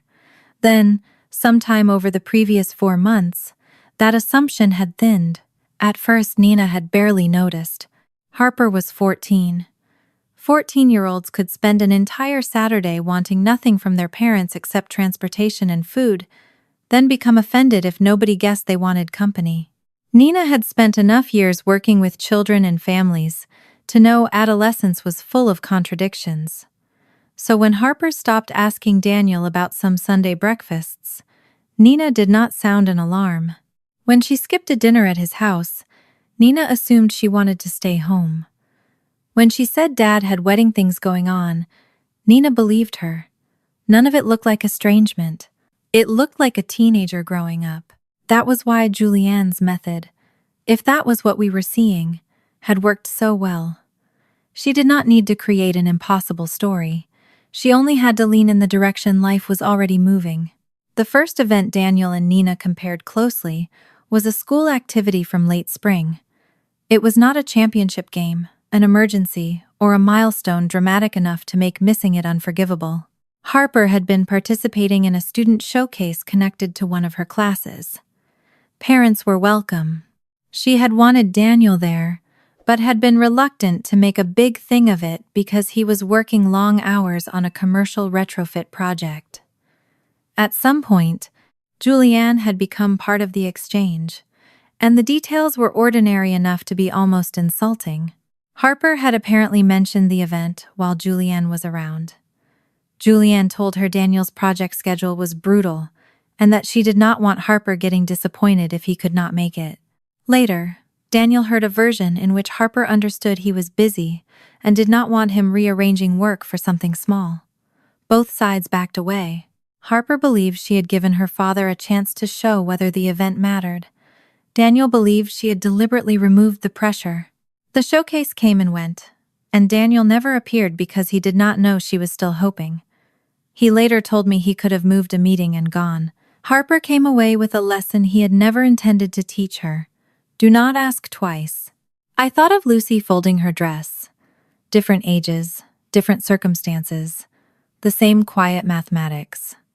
If wanting something from someone might create tension, want less. The second event was a dinner. The second event was a Sunday dinner. Daniel wanted Harper there. Harper understood it as a wedding planning evening where his new household would be more comfortable without the complication of her presence. Julianne had told her there was no need to force herself to attend if it felt awkward, while Daniel heard that Harper preferred to skip it. Neither of them called the other to challenge the assumption. Daniel had already convinced himself that pushing would make him an overbearing divorced father, so he gave Harper what he thought was respectful space. She experienced that space as confirmation and stayed home. What disturbed me was how little force the mechanism required. Julianne did not need one monstrous sentence. She could wrap distance in consideration, do not pressure her, let him have the evening, give her room, and each phrase sounded defensible when separated from its effect. By then, Daniel had started contacting Harper directly about things that once might have passed through Julianne.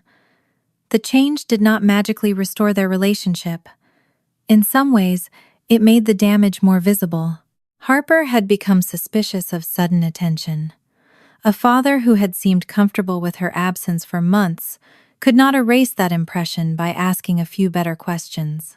Daniel told me he began sending short messages without trying to turn each one into a conversation about Julianne. That was probably the first intelligent thing he did. He did not ask Harper to review old misunderstandings every night.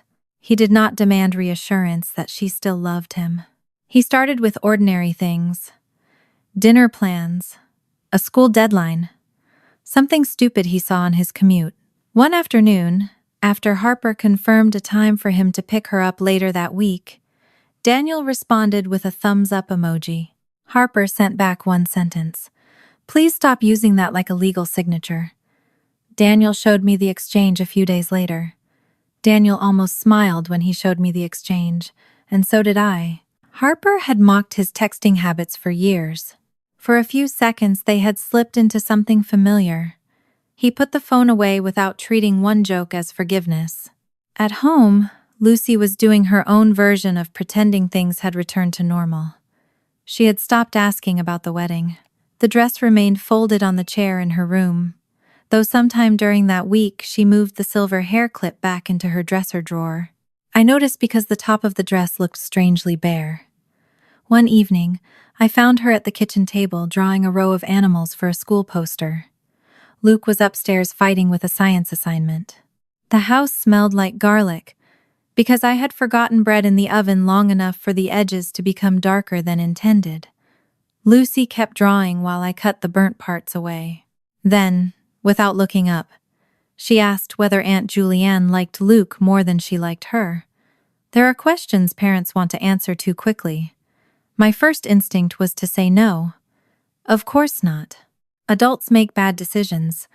It had nothing to do with love. All the comforting language lined up in my head. I stopped myself.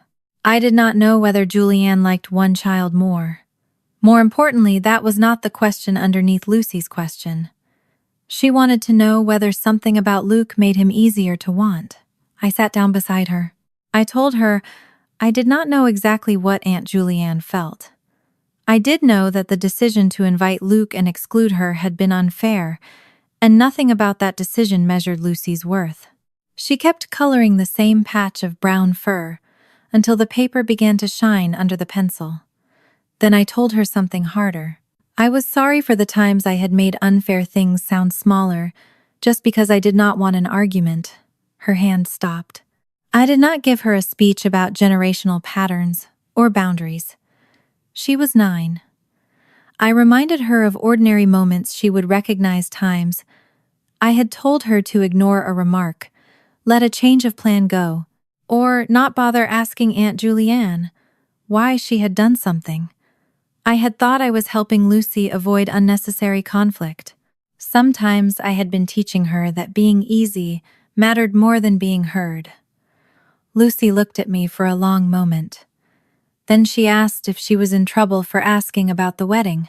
The question went through me more cleanly than anger ever had. I put my hand over hers. No. One word was enough.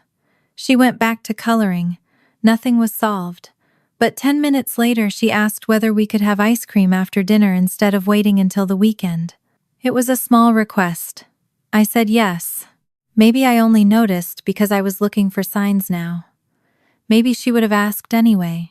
But I watched her eat chocolate chip ice cream at the kitchen counter and thought there were worse places to begin than letting a child ask for something without first calculating whether her wanting it would inconvenience anyone. My mother gave me another piece of the pattern a few days later. By then, Helen had stopped calling to persuade me to put Luke back into the wedding. Her tone had changed in ways she probably did not notice. There was less urgency, less insistence that Julianne's stress had to become everybody else's responsibility. She came by one afternoon while the children were at school. We drank coffee at my dining table, and for once neither of us began with the wedding.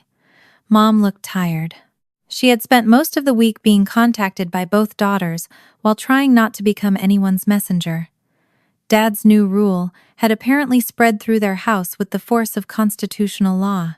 If Julianne complained that Rebecca thought something, Robert told her to call Rebecca. If Helen started saying Rebecca had heard something about Daniel, he told her to call Daniel. I could almost hear him. Mom smiled weakly when I mentioned it. Then she became serious. She told me something I already knew in fragments but had never put into words. Julianne had always reacted badly to being opposed. Not violently, not dangerously, loudly. As children, if we both wanted the front seat, Julianne could turn the disagreement into 20 minutes of misery.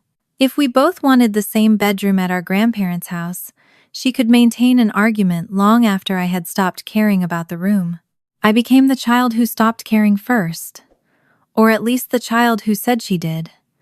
My parents had praised me for it. Rebecca is flexible. Rebecca understands. Rebecca can handle disappointment. Those compliments had felt like maturity. The reward for being easy was being asked to give way more often. Mom did not excuse herself.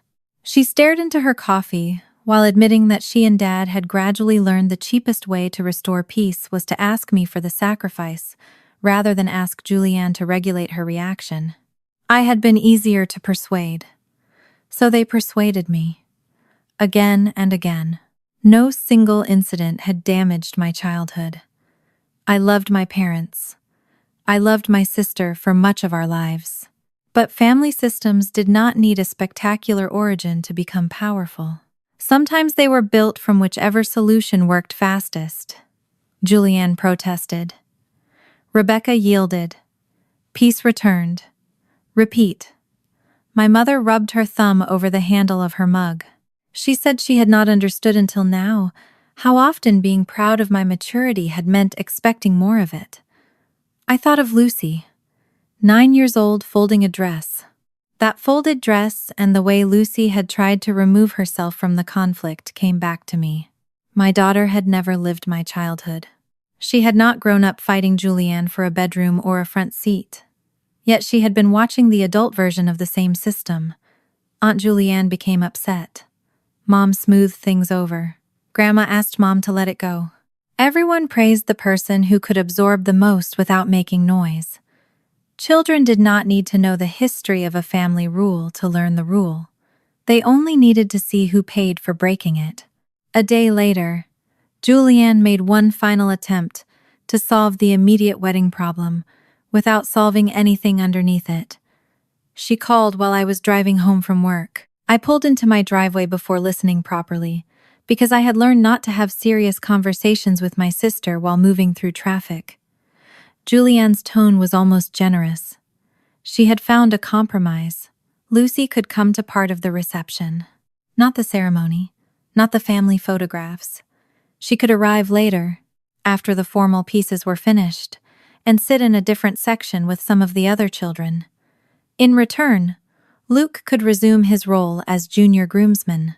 She framed it as a way for everyone to get something. What she was offering made my stomach tighten. Luke would return to the visible place she wanted him. Lucy would be allowed limited access after the parts where her presence apparently caused a problem. And I was supposed to call that fairness because my daughter would eventually be permitted into the building. I looked through the windshield at our house. Luke's bicycle was lying sideways near the garage, even though I had asked him twice that week to put it away properly. A pink piece of chalk sat on the front step. The ordinary evidence of my children was everywhere. Neither of them was a bargaining chip. I told Julianne no. I did not give a long explanation. By then I knew explanations only gave my sister more surfaces to push against. The refusal cracked something in her composure. She said she had changed plans, moved things around, and offered me a solution nobody else would have expected her to make. Then came the sentence that stopped me. Why are you making everyone choose? For a moment, I heard Lucy's voice instead. Don't make anyone choose me. The words were not identical. I had no reason to claim Lucy had copied Julianne directly. Children heard language everywhere. School, television, family, adults who forgot they were listening. But the logic was the same. Whenever someone challenged an unfair arrangement, the challenge became the problem. Julianne excluded Lucy. But I was making people choose. Julianne created 2 different rules for siblings, but I was dividing the family. Julianne was asking Luke to stand in a wedding where his sister was intentionally kept away, but refusing that arrangement was somehow forcing conflict on everybody else. It was the logic I had grown up inside. It was the logic my parents had used without malice. It was the logic I had occasionally passed down without meaning to. Someone difficult created the discomfort. Someone quieter was asked to remove it. I told Julianne that I was not making anyone choose. I was making one decision for my own children. That was all. She could have the wedding she wanted. Luke and Lucy simply would not be used to create it. I ended the call. The screen went dark in my hand. For several seconds, I sat in the parked car, listening to the faint ticking of the engine cooling beneath the hood. Across the street, 2 children were drawing a chalk road along the sidewalk. One of them stepped over the other's drawing without asking and got shoved lightly in return. Their argument lasted maybe 15 seconds. Then they went back to drawing. Nobody disappeared to make the peace easier. When I walked inside, Lucy was sitting at the counter doing homework. Luke had left his backpack in the middle of the floor. The blue wedding dress was upstairs. Harper was somewhere across town, learning that some of the distance she had accepted from her father had never belonged to him in the first place. And I finally saw the thing connecting all of us. The cruelest part was no longer that Julianne had excluded Lucy from a wedding. It was that children on both sides of that wedding had started believing adult comfort depended on them disappearing quietly. With 1 week left before Julianne's wedding, I no longer thought the wedding itself was the problem. It was still the clock hanging over everything. There were flowers arriving somewhere, seating charts being corrected, relatives confirming flights, and a suit in the back of my closet that my son would not wear. Julianne was still moving toward October 17th, as if getting everybody through the ceremony would settle whatever had gone wrong. But the more Daniel and Harper spoke directly, the clearer it became that the damage had started long before Lucy's name disappeared from a guest list. The wedding had simply put enough pressure on the family for the cracks to become visible. Daniel later told me that he and Harper compared only 3 moments. The school showcase and the Sunday dinner were the first 2, and by then I already knew how each had ended. Both of them had stepped back, believing the other preferred the distance. The third was the wedding role, and that one was harder to dismiss as ordinary drift. Daniel had wanted Harper visibly included in the wedding in a way that acknowledged his new marriage, did not erase the family he already had. Harper had spent weeks believing he preferred the opposite. That made 3 important moments in which the choice each person remembered making belonged, in the other person's memory, to someone else. There were still genuine misunderstandings between them weekends. Harper really wanted to stay home, calls Daniel genuinely returned late, moments when pride needed no help from Julianne. But the same vulnerability kept appearing. Daniel feared pressuring his daughter, Harper feared asking for too much, and Julianne spoke with certainty inside the gap. Daniel told me one line from his conversation with Harper that stayed with me. He had tried to explain that he thought giving her space was respectful. Harper answered, "You never asked if I wanted space." There was nowhere for Daniel to hide inside that sentence. He had mistaken restraint for respect, until restraint became passivity. I recognized the danger because I had done something similar with peace. I had called myself reasonable while letting other people's discomfort decide which questions were worth asking. On Friday afternoon, 8 days before the wedding, I came home early enough to find Lucy at the dining table making a paper animal for school. She had taped 2 pieces together badly enough that one leg pointed sideways, and she was trying to repair it without admitting she needed new paper. Luke was in the living room complaining that his teacher had assigned a reading log over the weekend. The scene was so ordinary that for several minutes I just stood near the kitchen counter watching them. A week earlier, I had thought the central question was why Julianne excluded Lucy. Now the timing answered more than the guest list did. Lucy had repeated Daniel's wish to Harper. Julianne interrupted them. Afterward came the comments about curiosity, the effort to keep the girls apart, the sitter's suggestion, and finally the ban. I no longer needed to replay every step to see the function. Keeping Lucy away from the rehearsal and reception also kept her away from the girl most likely to ask why Daniel's words did not match what she had been told. That weekend, the family began behaving differently, in small, practical ways. Mom called me for my answer. Dad stopped carrying messages. Daniel asked Harper, and Nina asked Daniel. People still disagreed, but the disagreements now belonged to the people actually having them. Julianne called that division. From where I stood, it was simply harder for anyone to edit a conversation they were no longer carrying. Luke, meanwhile, had discovered a benefit to our withdrawal from the wedding that had apparently not occurred to him before. Saturday morning, I opened my closet looking for a cardigan and found him standing behind me. His gaze went immediately to the garment bag. The suit was still there. I had considered moving it to the hall closet, but hiding it felt too close to pretending he had never wanted the role. Luke reached around me and touched the zipper without opening it. He admitted he still thought about the wedding. I told him that made sense. Then he looked down toward the shoebox on the floor. Those dress shoes had been a subject of negotiation since the day we bought them. They fit properly. According to Luke, this did not change the fact that they had been designed by someone who hated feet. He nudged the box with one toe. So I definitely don't have to wear those? The seriousness in his face defeated me. A laugh came out before I could stop it. Luke smiled too, relieved not only about the shoes, but because I was laughing. The last several days had made the house feel as if every ordinary sentence might contain a hidden consequence. For 10 seconds, we were simply discussing uncomfortable footwear.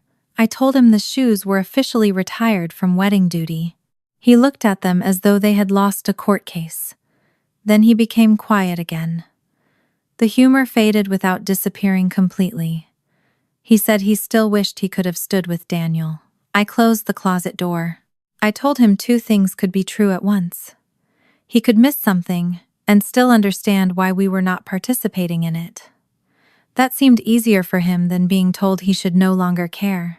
Children were better at mixed feelings than adults sometimes allowed. Luke could love Lucy and miss the wedding.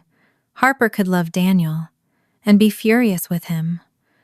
I could love the family I grew up in and recognize what it had taught me badly. Daniel could love Julianne and still start questioning whether marrying her was safe for his daughter. None of us needed to simplify ourselves, just to make the story easier. Daniel called later that day. He sounded exhausted. The conversations with Harper had given him more information, but not the certainty people sometimes imagine information produces.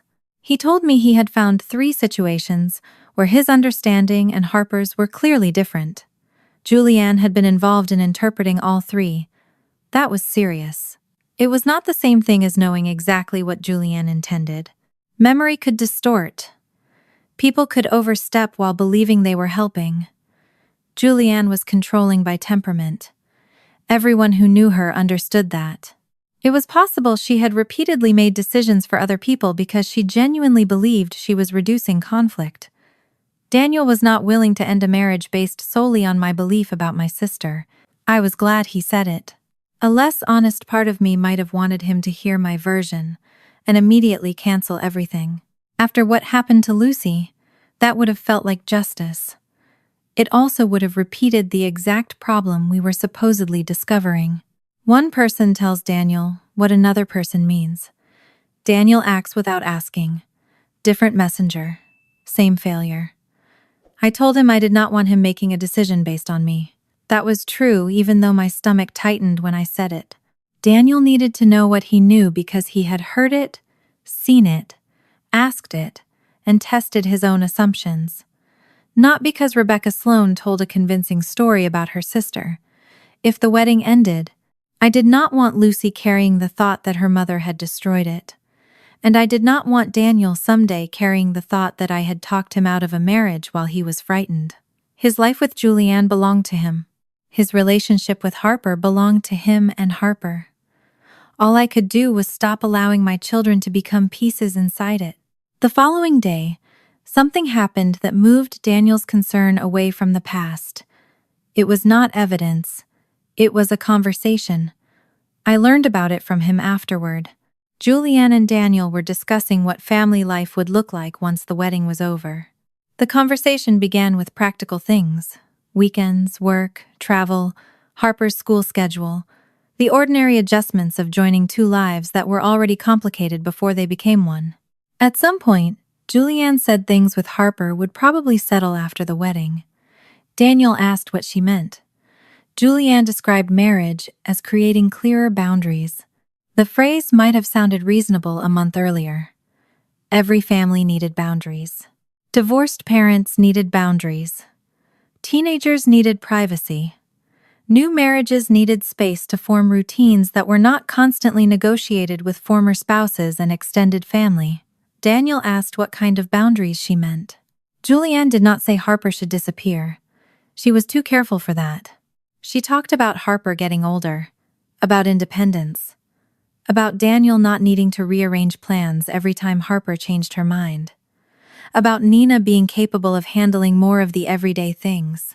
About letting Harper learn that her father having a marriage did not mean she was being abandoned. Again, each idea could be defended on its own.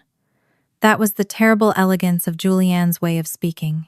A 14-year-old did need independence. A 40-year-old man did need a life beyond responding to every change in a teenager's mood. Marriage did require protected space, but Daniel had just spent days discovering that Harper believed she had been giving him space he had never asked for. So when Julianne described even more distance as the solution, he heard something he would not have noticed before. She did not sound worried about how to repair his relationship with Harper. She sounded relieved by the possibility that the distance might become permanent enough to call normal. Daniel pressed once, not accusingly. He asked whether clearer boundaries meant Harper seeing him less. Julianne said that was not what she meant. She meant he should stop treating every moment of Harper's withdrawal as something he had to fix. To Julianne, apparently, chasing after a teenager who wanted distance would only make the distance worse. Daniel did not argue. He had spent enough time arguing with himself already. But something about that conversation followed him after it ended. He told me later that, until then, he had been asking whether Julianne had misunderstood Harper, whether she had overmanaged, whether she had inserted herself too often, whether she had taken a few uncertain teenage statements and spoken with more confidence than she should have. Those were questions about mistakes. The conversation about clearer boundaries created a different question. What if Julianne did not merely misread the distance? What if she preferred it? That Sunday evening, Lucy and Luke were at the kitchen table, arguing over whose turn it was to refill the water pitcher. Luke insisted carrying it was more dangerous for him because his hands were larger and therefore had more spill potential. Lucy informed him that this was not how hands worked. I let them settle it themselves. The wedding was 6 days away. Somewhere across Pasadena, Julianne was probably checking vendor schedules and family arrivals. Daniel was still planning to marry her. Harper was still not sure what place, if any, she wanted in the ceremony. Nobody had proved my sister had entered Daniel's life intending to separate him from his daughter. I did not believe that was how it started. That would have been too simple. What frightened me was the possibility that Julianne had discovered something along the way. Daniel and Harper were easier to manage when they were slightly apart. A question no longer had to be answered by the person it belonged to. A disappointment could be softened before it arrived. A refusal could be created without anyone clearly refusing. And a woman who was very good at organizing people could begin mistaking control for harmony. The wedding was no longer the question Daniel was trying to answer. He was no longer asking only what Julianne had done in the months before October 17th. For the first time, he was asking what kind of family she intended to build after the wedding was over. 6 days before the wedding, Daniel was still planning to marry my sister. He had enough reason to be troubled, and not enough certainty to let someone else make the decision for him. The following Monday, 5 days before the wedding, Daniel met Harper alone. I was not there. What I know about that afternoon came from Daniel later, and from Harper in smaller pieces over the weeks that followed. Their versions did not match word for word, which somehow made me trust them more. They met at a cafe Harper had chosen because it was halfway between Nina's house and Daniel's office. Nothing about it was designed for reconciliation. Plastic water cups, scratched wooden tables, students bent over laptops, a pastry case near the register that Harper ignored until Daniel bought something anyway and then ended up eating most of it himself. Daniel had gone in wanting to explain. That instinct almost ruined the conversation before it began. He wanted Harper to understand what Julianne had told him. He wanted her to know he had never consciously decided she was less important. He wanted to separate what he meant from what she experienced. Harper was not interested in helping him feel better about the difference. She told him that for months, every time she considered asking whether he wanted her somewhere, she had already been given a softer version of no, not always a direct refusal. Sometimes Julianne said Daniel was busy. Sometimes she said he did not want Harper feeling pressured. Sometimes she said Daniel was trying to balance things with the wedding and would understand if Harper skipped something. Nothing harsh enough to fight. Nothing clear enough to demand an explanation. That was what had made it effective. A direct rejection gave you something to push against. A vague kindness made you wonder whether pushing would only make you selfish. Daniel started to say that Julianne had made him believe Harper wanted the distance too. Harper stopped him. "You were still my dad." Daniel told me the sentence was not shouted. That made it harder to defend himself against. Julianne had been involved, but nobody had removed his ability to call his daughter, show up, or ask one difficult question. He stopped explaining. That was different. He let Harper describe the relationship without correcting the parts that hurt. Sunday breakfasts had faded without either of them officially ending them. She had begun treating his wedding as something to endure politely, even while part of her still wanted him to insist she belonged there. Daniel had read that teenage contradiction as independence, and Julianne's language about space had made the mistake easier. Daniel told Harper he was sorry. Not for being manipulated, for not asking. Harper did not forgive him on schedule. That was important. She did not suddenly take his hand across the table or tell him none of it mattered, because he finally understood. She listened. She looked out the window. She ate part of the pastry after insisting she did not want any. Then, eventually, the conversation moved to something ordinary, dinner. Daniel asked whether she wanted to have dinner with him later that week. Harper looked at him long enough to make him uncomfortable. "You're asking me?" Daniel said yes. She gave him the faintest smile. Apparently asking her directly was their new system. That line survived every retelling because Daniel repeated it with equal parts shame and relief. For 1 second, they were father and daughter again, instead of two people reconstructing damage. It did not repair the last 4 months, but it gave them somewhere to stand. I needed that small piece of hope more than I expected. At home, the atmosphere had been so saturated with the wedding that even ordinary things seemed connected to it. The suit still hung behind my closet door. Lucy's blue dress remained folded upstairs. Mom's calls came with pauses, where she was obviously deciding whether she was allowed to mention Julianne. Luke had started counting down not to the wedding, but to a science assignment due the following Monday. Daniel and Harper's awkward dinner joke reminded me that relationships were not made only from injuries. They were made from stupid texts, familiar irritation, repeated meals, bad emoji choices, rides in cars, the little things people stopped doing long before they admitted they missed them. That was what Julianne had been interfering with. Not one ceremony. Continuity. The same afternoon, Daniel met Harper. My mother came by. Helen no longer arrived, carrying Julianne's urgency like a package she needed to hand me before she could sit down. She still looked tired. The wedding was 5 days away, and every practical part of it continued despite the emotional ground shifting underneath. Relatives were arriving later in the week. The venue needed final counts.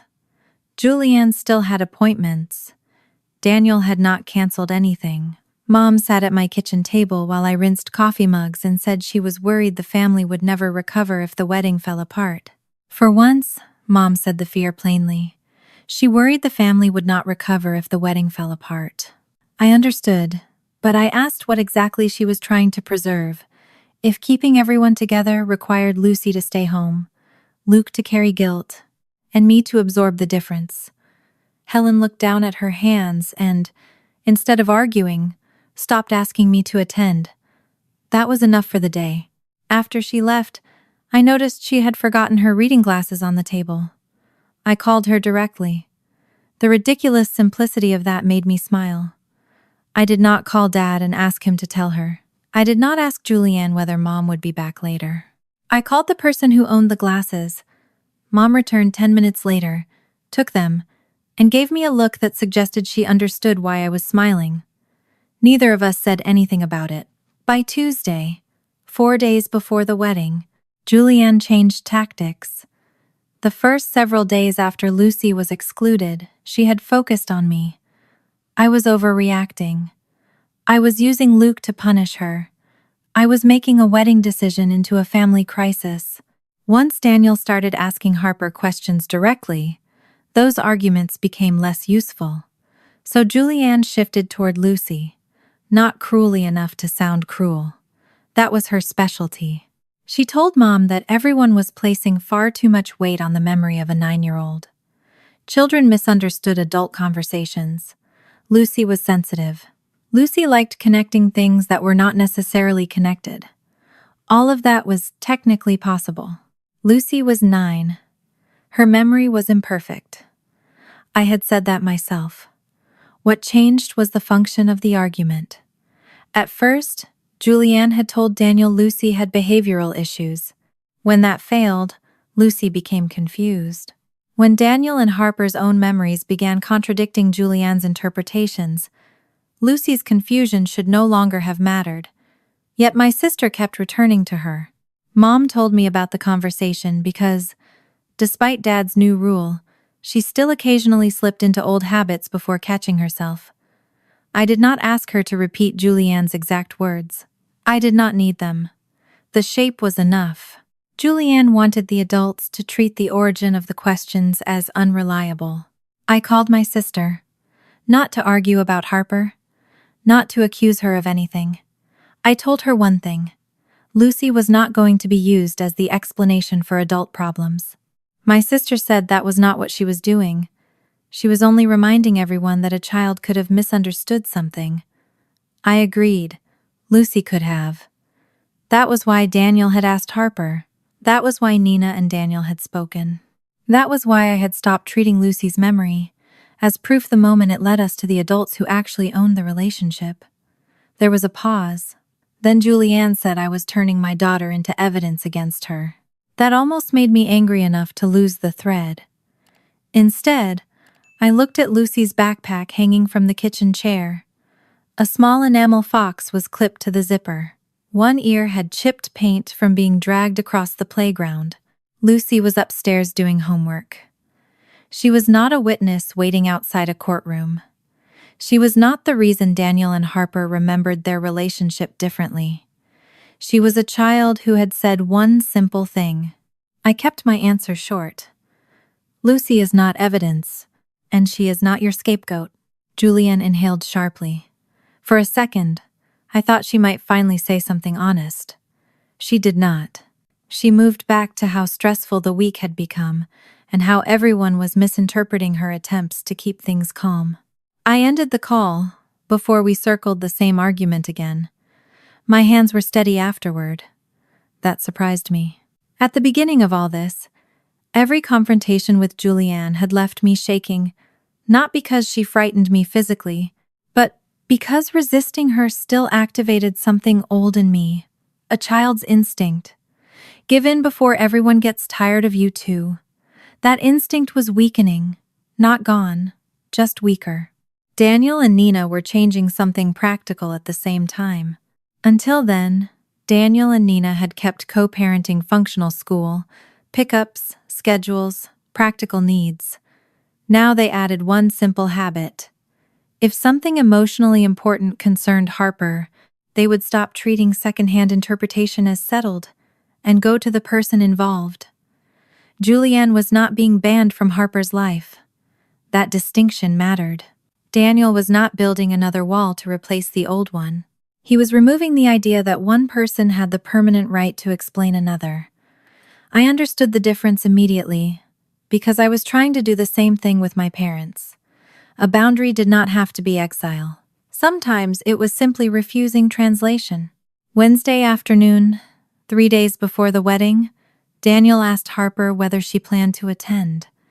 I learned about the conversation later. He did not ask whether she wanted to support him. He did not frame attendance as proof of forgiveness.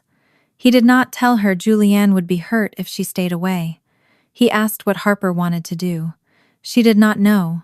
That answer would once have made Daniel restless. He had spent months turning Harper's uncertainty into a decision, because uncertainty was uncomfortable. Now he let it remain uncertain. Harper told him part of her wanted to be there because he was her father.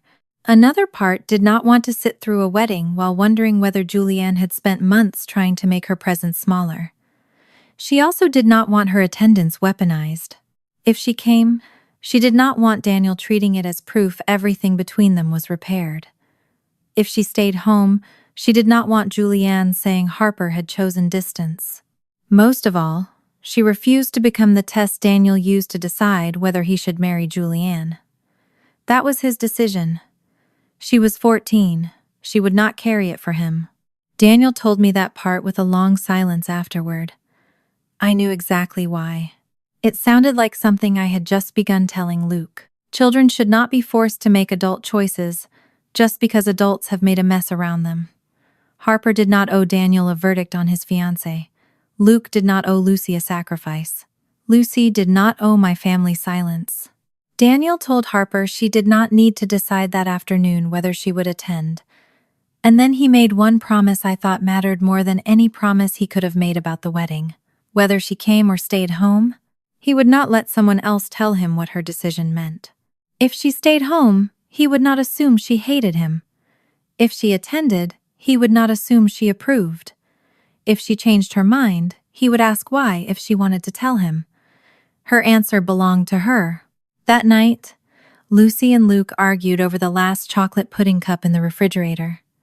I watched from the doorway while both children made increasingly ridiculous claims about who had consumed fewer desserts that week. Luke tried to count a granola bar as dessert when it helped his case, and breakfast when it did not. Lucy accused him of changing laws halfway through the trial. Neither offered to surrender immediately. I should probably have intervened sooner. Instead, I let the argument run until they agreed to split the pudding, and both complained that half was barely worth washing 2 spoons. It was noisy. I loved it, not because sibling fighting had become charming overnight, because nobody in that kitchen believed peace required disappearing. Thursday morning, 2 days before the wedding, my father called to tell me Julianne had asked whether Harper was attending. Robert had told her he did not know. Julianne asked whether he could find out. Dad told her she could ask Harper or Daniel. There was a tired satisfaction in his voice. He had become almost evangelical about direct communication. I told him not to get carried away. He said he had no intention of becoming a people person. That made me laugh. Then he became quiet. He said Julianne was not taking the change well. For someone who had spent years describing herself as the one holding everybody together, she seemed increasingly angry that nobody needed her to do it. I looked at the calendar on my refrigerator. 2 days. The wedding still existed. The flowers would still arrive. Guests were still coming. Daniel had not made his final decision. Harper had not decided whether she would attend. Julianne still believed, or at least acted as though she believed, that if everyone would stop questioning her interpretation of events long enough, the ceremony could reset the family into the shape she wanted. But something fundamental had already changed. Harper's uncertainty no longer belonged to Julianne. Daniel's fear no longer belonged to Julianne. Mom's opinion no longer arrived through Julianne. Dad's silence no longer automatically made him a messenger. My children's absence no longer needed Julianne's explanation. People were beginning to own their own words again. For the first time in months, Harper's answer belonged entirely to Harper, and that left Daniel with a harder question. What would Julianne do when she could no longer answer for her? By Friday morning, the wedding was less than 24 hours away, and nothing about the city looked like a family was approaching a point of no return. Pasadena was bright and dry, under an October sky that still carried more warmth than fall. Delivery trucks moved through side streets. Parents dropped children at school. A gardener, 2 houses down, ran a blower along the curb, while I stood at my kitchen counter, packing lunches and trying not to look at the date printed on the calendar beside the refrigerator. October 16th, rehearsal day. For months, that Friday had existed in my mind as a normal part of Julianne's wedding schedule. Luke would have finished school early enough for me to get him changed. Lucy and I would have followed later. There would have been instructions about where to stand, reminders about timing, an awkward dinner afterward where everyone praised the couple and pretended wedding planning had not made half the family tired of one another. Instead, Luke was eating cereal in a t-shirt, his wedding suit still hanging untouched in my closet. Lucy's blue dress remained folded upstairs. I had no intention of going anywhere near the rehearsal. That decision felt less dramatic now than it had 3 weeks earlier. At first, withdrawing the children had felt like stepping out of a moving line, while everyone else continued forward. By Friday, the wedding had become something happening in another part of town, attached to my family but no longer requiring my participation. I preferred it that way. I had spent enough years believing peace depended on my presence in uncomfortable rooms. I was beginning to understand that sometimes absence was simply a boundary holding its shape. The children left for school with their usual complaints about backpacks and assignments. Luke reminded me that his science project was due Monday, as if I had personally arranged the calendar to punish him after a canceled wedding. Lucy stopped at the door because she had forgotten the paper animal she had made earlier in the week, then ran back upstairs for it. No one mentioned Julianne. I noticed that too. 3 weeks earlier, the children had filled the house with questions about cake, dancing, clothes, and how late they might stay awake. Now the wedding had become a silence they stepped around, and I refused to fill it for them. After they left, I opened my laptop and worked. Not performed working while refreshing my phone. Actually worked. There were budget revisions due for one of the education programs my nonprofit supported, and for 2 hours, I let numbers become the only thing that mattered. When my phone buzzed beside the keyboard, I did not grab it immediately. It was Helen. Helen sounded tired when I called her back, but she did not ask me to attend the rehearsal. Some relatives had already arrived. Julianne was handling final details, and Daniel would meet everyone after work. Mom simply said she understood that the children and I would not be there. Robert, meanwhile, had already told Julianne that if she wanted to know whether I had changed my mind, she could ask me herself. His new rule no longer needed explaining.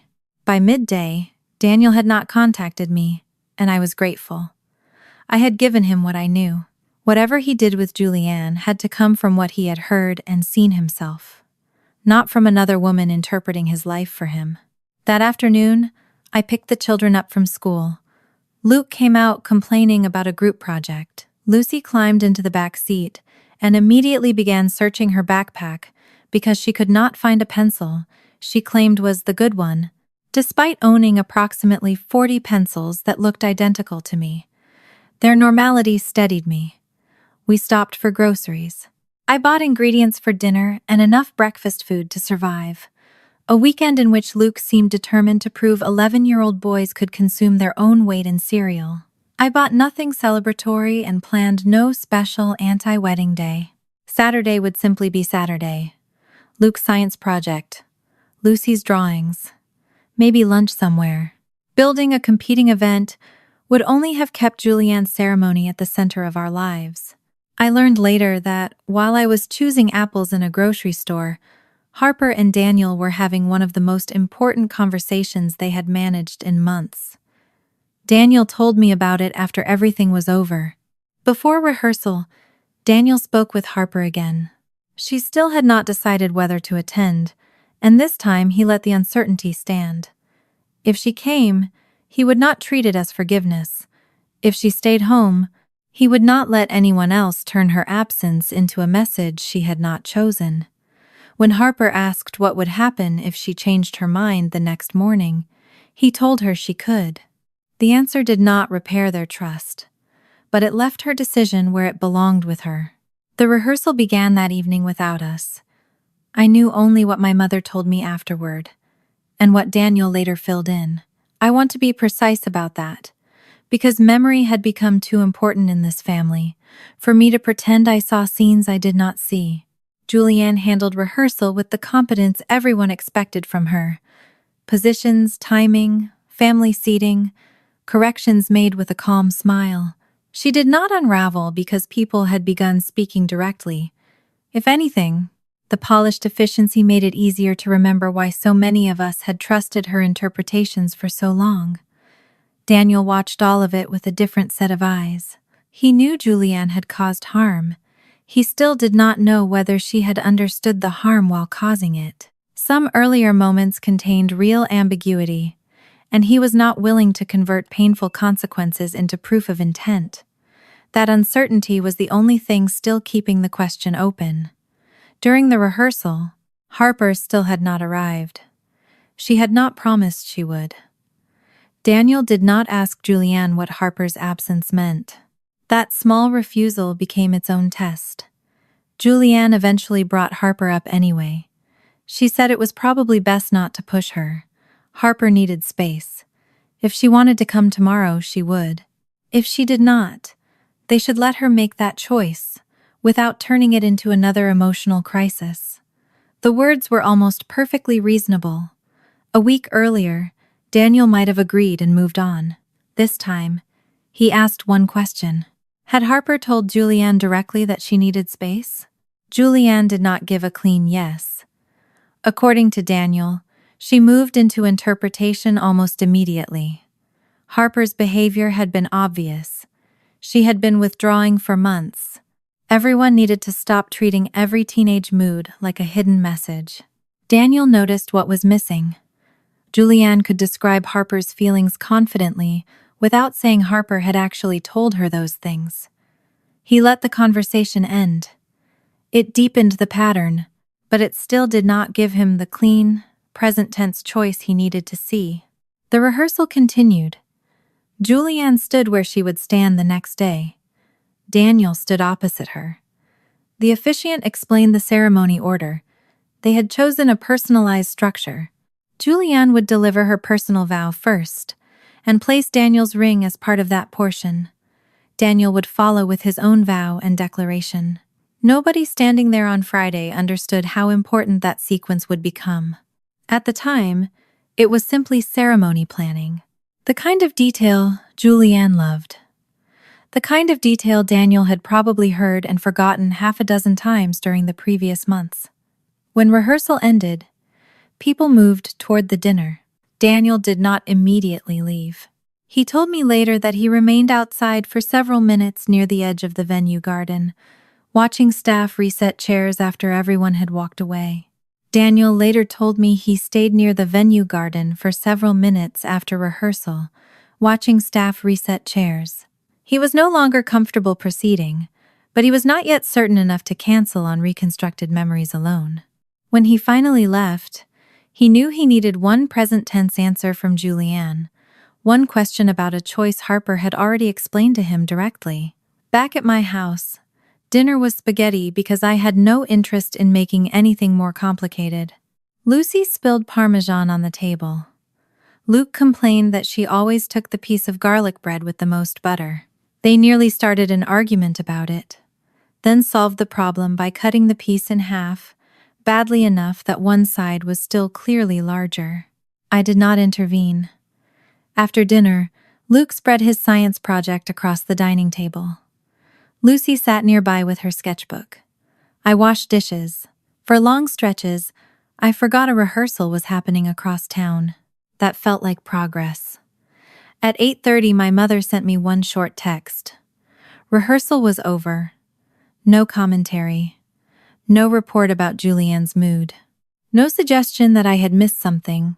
I sent back a heart and left it there. Later, after the children were asleep, I walked past my bedroom closet and saw the edge of Luke's garment bag through the partially open door. The shoes he hated were still in their box beneath it. For a moment, I pictured the version of the weekend that had once seemed inevitable. Me waking the children early, Luke complaining about his collar, Lucy twirling once in the blue dress, before pretending she had not. All of us driving toward the venue. That life had been removed by one sentence from Julianne, the sentence that had let Luke in and kept Lucy out. At first, I thought that sentence was the worst thing my sister had done. By Friday night, it had become something else. It was the loose thread, Pulling it had not revealed a secret crime. It had revealed a habit of standing between people, a habit of speaking with confidence, where uncertainty should have been allowed, a habit of treating distance as useful when closeness threatened the structure she wanted. I did not know whether Daniel would marry her the next day. I did not know whether Harper would attend. I did not know whether Julianne understood how close her wedding was to becoming something entirely different. What I knew was that Daniel had stopped asking other people to tell him who his daughter was. And sometime that night, he decided the final question could not be about the past. The next morning, he would ask Julianne about one specific choice Harper had already explained to him directly. It required no old timeline or child witness, only whether Julianne would describe Harper's choice truthfully when asked in the present. Julianne would have room to say she had overstepped, room to admit she had assumed, room to say she had been afraid, controlling, wrong. Daniel was not planning a trap or an altar confrontation. He was giving Julianne one clean chance to stop speaking for someone who was not in the room. When he went to sleep, he still did not know whether the wedding would happen. He had only one question left, and he already knew Harper's answer. Saturday morning arrived so quietly that for a few minutes I forgot what day it was. There was no alarm for hair appointments, no garment bag hanging from the bathroom door, no rush to get 2 children fed before driving across Pasadena. The house held the ordinary weekend sounds I had spent 3 weeks trying to protect. Cabinet doors, running water, Luke dragging his feet down the hallway because 11-year-old boys seemed physically incapable of walking normally before 9 in the morning. The wedding suit stayed in my closet. Lucy's blue dress stayed upstairs. I made pancakes. That was the plan. Not a replacement celebration. Not a statement. Not a carefully constructed day designed to prove we were happier without Julianne's wedding. Just pancakes. Luke wandered into the kitchen wearing athletic shorts and a t-shirt and stared at the stove long enough for me to know he was calculating whether he could ask for a second stack before finishing the first. Lucy came in later, carrying her sketchbook under one arm, her hair still flattened on one side from sleep. Neither child mentioned that. Across town, people were probably already arriving at the hotel. I did not mention it either. For weeks, so much of our family life had been organized around what Julianne wanted, what Daniel might do, whether Harper would attend, whether my parents would keep the peace, whether another phone call would bring a new version of something someone else supposedly meant. That morning I wanted the children to experience something radical in its simplicity. Nothing required their attention. They were not witnesses, they were not symbols. They were not a missing bridesmaid and a withdrawn junior groomsman. They were Luke and Lucy, arguing over whether the last pancake was actually larger or merely shaped differently. I let them argue. By 10, Luke had spread his science project across the dining table. Lucy sat nearby drawing a dog with ears so large it looked capable of flight. I folded laundry in the living room and ignored my phone. That part took effort. The screen remained face down on the coffee table, but every vibration seemed louder than it should have been. One came from a grocery app. Another was my children's father, asking whether Luke had remembered the science assignment. A third was Mom. I did not open hers immediately. I had spent the last 3 weeks learning that urgency could be contagious even when nothing required an immediate response. I finished folding a towel first, then I looked. Helen had sent only 3 words. Harper is here. I read the message twice. No explanation, no interpretation, just a fact. That was another small sign of how much had changed. A month earlier, Mom would have told me what Harper's presence meant. She would have added that Harper seemed nervous, or that Julianne looked relieved, or that Daniel must be happy she had finally decided to come. Now she gave me the information and left the meaning alone. I put the phone down. Lucy was still drawing. Luke was trying to attach 2 pieces of poster board with tape in a way that would almost certainly collapse later. Neither child needed to know Harper had gone. I only learned the full reason afterward.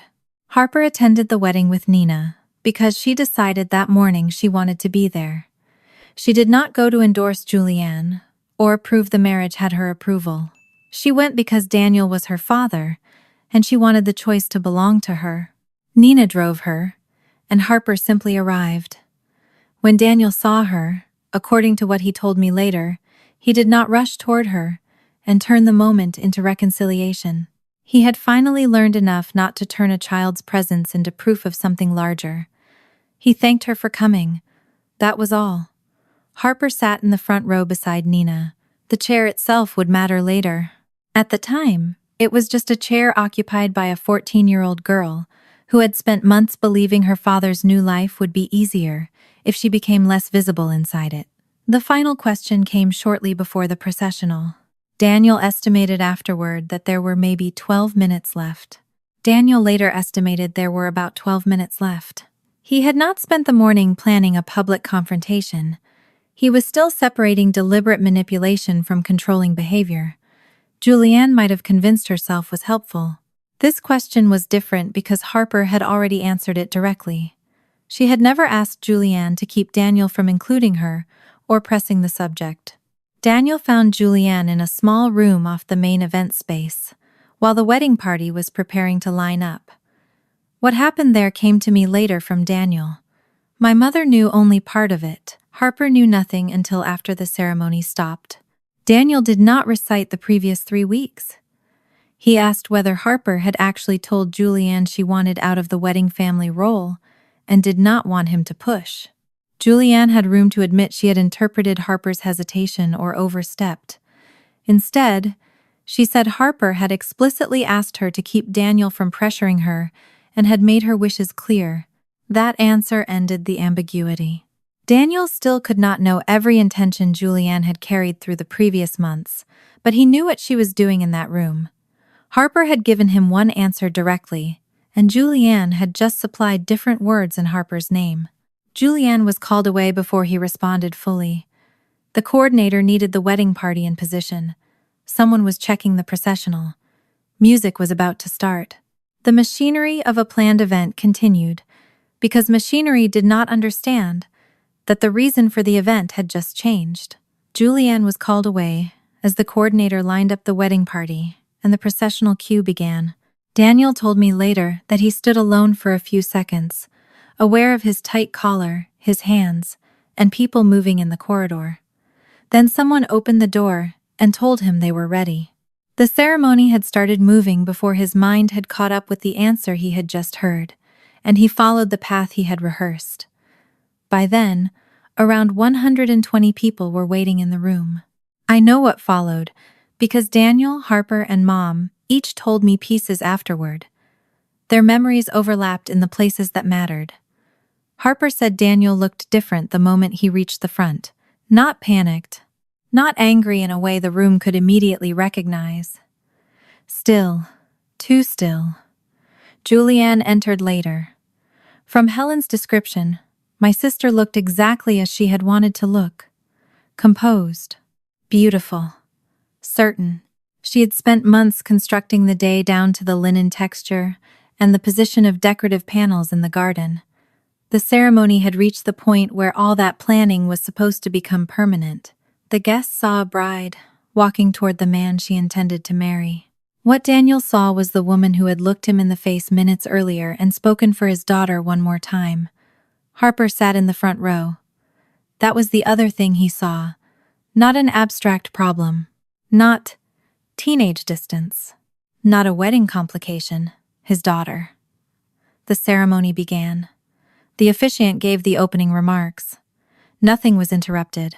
There was no whisper moving through the room yet, no phones lighting up, no dramatic signal that something had changed. Julianne and Daniel had chosen a personalized structure for their vows. Julianne would go first. At rehearsal the previous night, that order had been nothing more than a detail. Now, it created the final few minutes of the engagement. My sister gave her personal vow. I never asked anyone to repeat all of it to me. I did not need every word. What people remembered was the theme. Trust, family, building a life where neither of them would allow distance to come between the people they loved. When Helen told me that afterward, she stopped in the middle of the sentence. Neither of us said anything for a few seconds. There was something almost unbearable about the timing. Julianne spoke about closeness, while Harper sat only a few feet away, carrying months of manufactured distance. Then Julianne placed Daniel's ring on his finger as part of her vow. The room remained quiet. Daniel looked down at the ring. Then he looked toward Harper. Harper told me later that was when she knew something was wrong. Not because he gave her some dramatic signal, because for the first time that day, he looked at her as though he was making sure she was actually there. The officiant turned toward Daniel. It was his turn, his vow, his declaration, the moment when he would state, in front of the officiant and witnesses, that he took Julianne as his spouse. He never said it. Daniel raised his hand. Slowly, he pulled off the ring Julianne had just placed there. The movement was small. That was why everyone noticed. A shout could have been confusion. A dropped ring could have been an accident. There was nothing accidental about a man standing at his own altar, removing the ring before he had finished getting married. Daniel set it down on the vow book near the officiant. Harper said the room became so quiet she could hear someone shift in a chair several rows behind her. Julianne's expression changed. Daniel did not turn the altar into a trial. He looked at Julianne and asked one question. "Did you really think I was that stupid?" Julianne moved toward an explanation, but Daniel stopped her. He said he would not marry a woman who had made his daughter believe her father wanted her farther away, and then lied about Harper's words again, minutes before the ceremony. He did not need the guests to decide who was right. His decision was the consequence. The officiant did not continue. Daniel had not made his own declaration, so the ceremony stopped before the marriage was completed. According to Mom, Julianne looked around the room once. That small movement stayed with Helen. My sister had spent years managing where everybody stood, who knew what, who spoke to whom, and what every silence meant. At the most public moment of her life, she looked into a room full of people and could no longer control what any of them understood. No one applauded. I was glad. The scene did not need applause. A stopped wedding was still painful even when stopping it was right. Daniel stepped away from the altar. And then, instead of walking toward my mother, instead of searching for me in a room where I was not present, instead of staying to debate Julianne, he went toward Harper. That was the image I cared about most. Daniel moving toward the daughter he had spent months allowing someone else to explain. Harper did not leap up and forgive him. She did not collapse into his arms.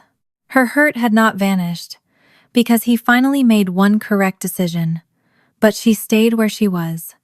And when he reached her, she did not move away. For that day, it was enough. Back at my house, none of us knew any of this yet. Luke had reached the stage of his science project where frustration with adhesive had become a personal feud. Lucy was sitting on the floor near the coffee table cutting paper shapes for another drawing. My phone rang shortly after noon. "Mom." Something in me knew before I answered. Not what had happened. Only that the call was not about seating. Helen's voice sounded different from every version of my mother I had heard during the previous 3 weeks.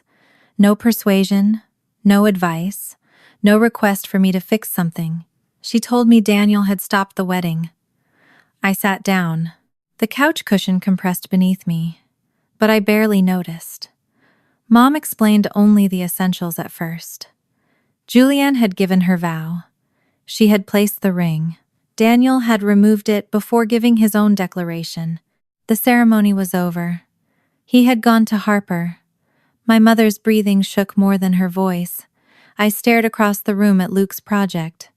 One corner of the poster had detached again. Lucy was still cutting paper, though more slowly now, because she could tell from my face that something had happened. I asked Mom whether anyone was hurt. It was the most practical question I could find. No one was. Not physically. After everything we had lived through. That seemed worth confirming. Helen said she would call me later when things were calmer. Neither of us pretended things would become calm quickly. I ended the call. Luke looked at me first. He was old enough to understand the shape of bad news from an adult's posture. Lucy watched him watching me. I did not give them the details from the altar. They did not need a transcript. I told them Daniel and Aunt Julianne had not gotten married. Luke's mouth opened slightly, then closed. His eyes moved toward the hallway, toward the part of the house where he knew his unused suit hung. Lucy did not move. For several seconds, she stared at the paper in her lap. Then she put the scissors down very carefully. Her face had the same stillness I had seen 3 weeks earlier when I told her she was not invited. I knew that stillness now.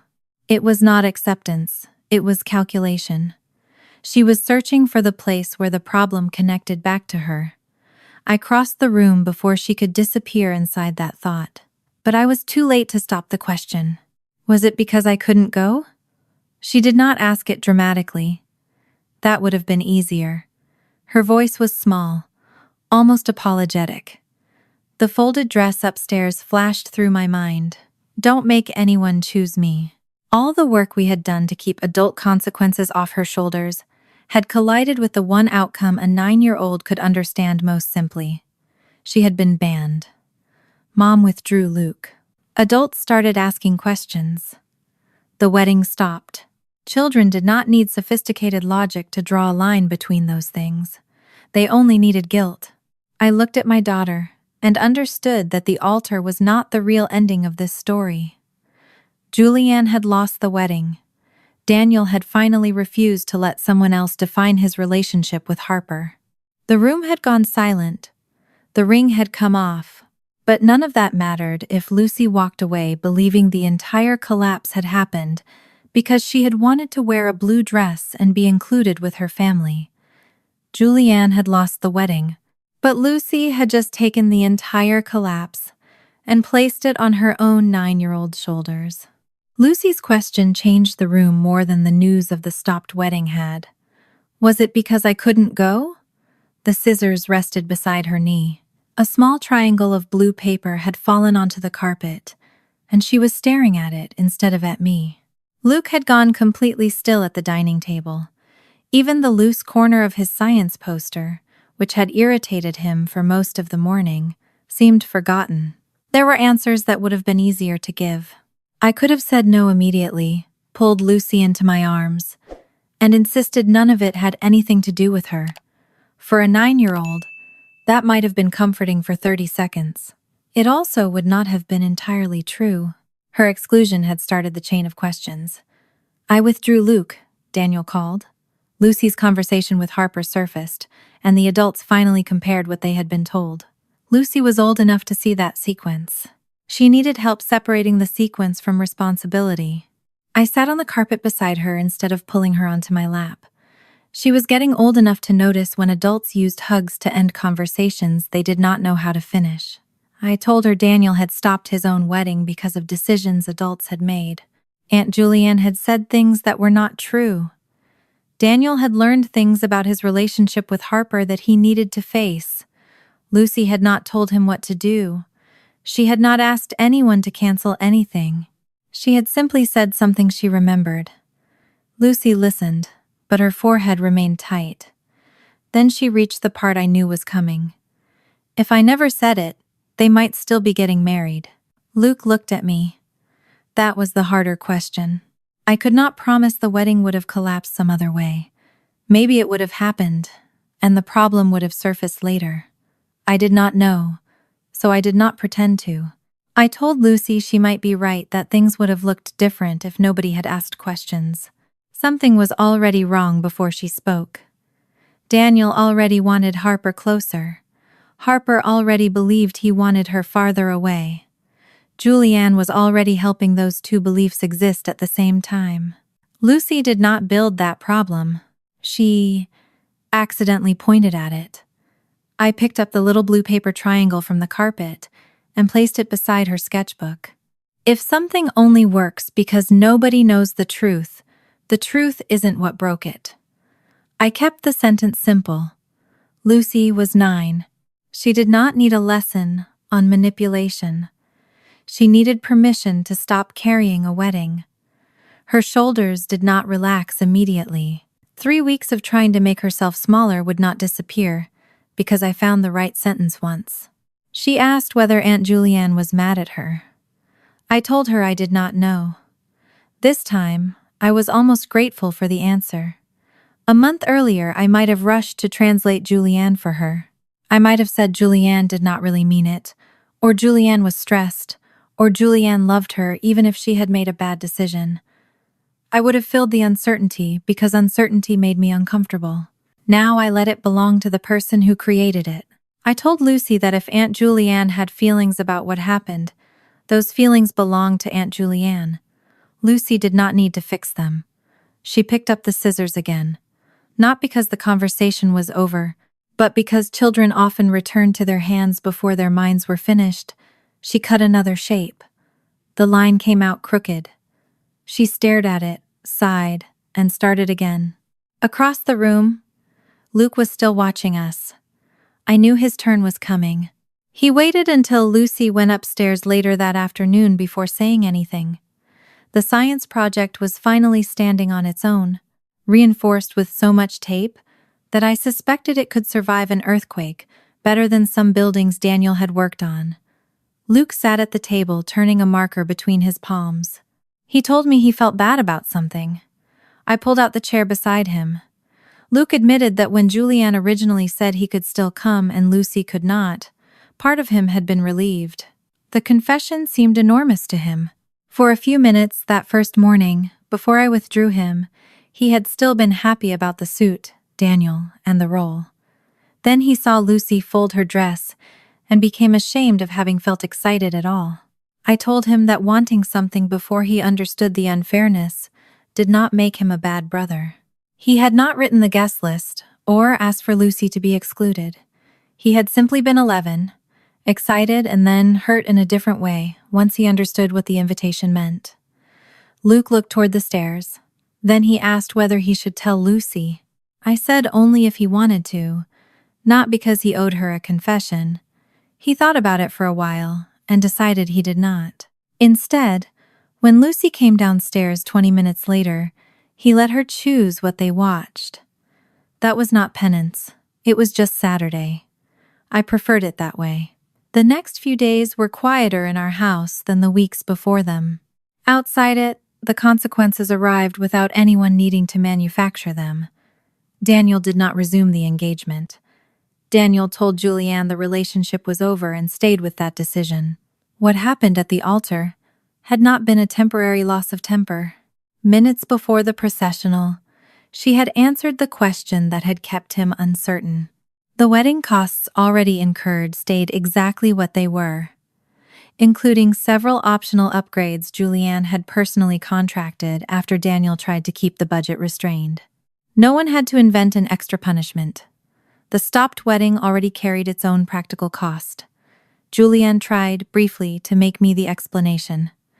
I heard about it first from Helen. My sister told several relatives that I had turned a guest list disagreement into a campaign against her. She said I had dragged Daniel into family drama and used Lucy's memory to poison him against the woman he was supposed to marry. A month earlier, Julianne's version might have spread farther. This time it met people who had their own direct knowledge. Helen knew what she had heard. Daniel knew what Julianne told him before the ceremony. Harper knew what she had actually said. And Nina knew how the distance had developed. No counter-campaign from me was necessary. When relatives asked questions, my parents stopped translating and sent them to the person involved. Dad applied that rule with such consistency that Mom joked he had turned communication into a traffic law. He apparently took that as a compliment. Mom came to my house about a week after the wedding. She did not bring a casserole, which I appreciated. Our family had a habit of treating food as something that could soften conversations people should simply have. We sat at the same dining table where she had once explained why the unfair wedding decision might need to be tolerated because Julianne's wedding only happened once. The difference was mostly in what Helen did not say. She did not ask me to forgive Julianne, or remind me that we were family. Instead, she apologized for having spent years praising me as the easy daughter, and then using that trait as a reason to ask more from me whenever Julianne pushed harder. She finally saw that our family had not eliminated conflict. It had simply moved the cost onto the person most willing to absorb it. I told Mom I accepted the apology. That did not mean everything reset. I also told her something I needed going forward. Anything involving my children came directly to me. If Julianne had a problem with Luke or Lucy, she could speak to me herself. Mom could not carry it. Dad could not carry it. No one could soften it first. Helen nodded. There was no argument. That felt stranger than victory. For most of my life, I had expected boundaries to create scenes. Sometimes they simply sat there after you said them. Across town, Daniel was learning that repair worked the same way. Harper did not suddenly become the daughter he remembered from 4 months earlier. She did not return to Sunday breakfast every week. She did not start calling constantly. She did not decide that because Daniel stopped the wedding, he had proven himself and therefore the months before it no longer counted. He had finally protected their relationship at enormous personal cost. He had also been the adult who allowed it to become vulnerable in the first place. Both facts remained true. So, Daniel stopped asking for a verdict. He called her directly. If Harper did not answer, he did not call Nina to ask what the silence meant. If they made a plan, he kept it.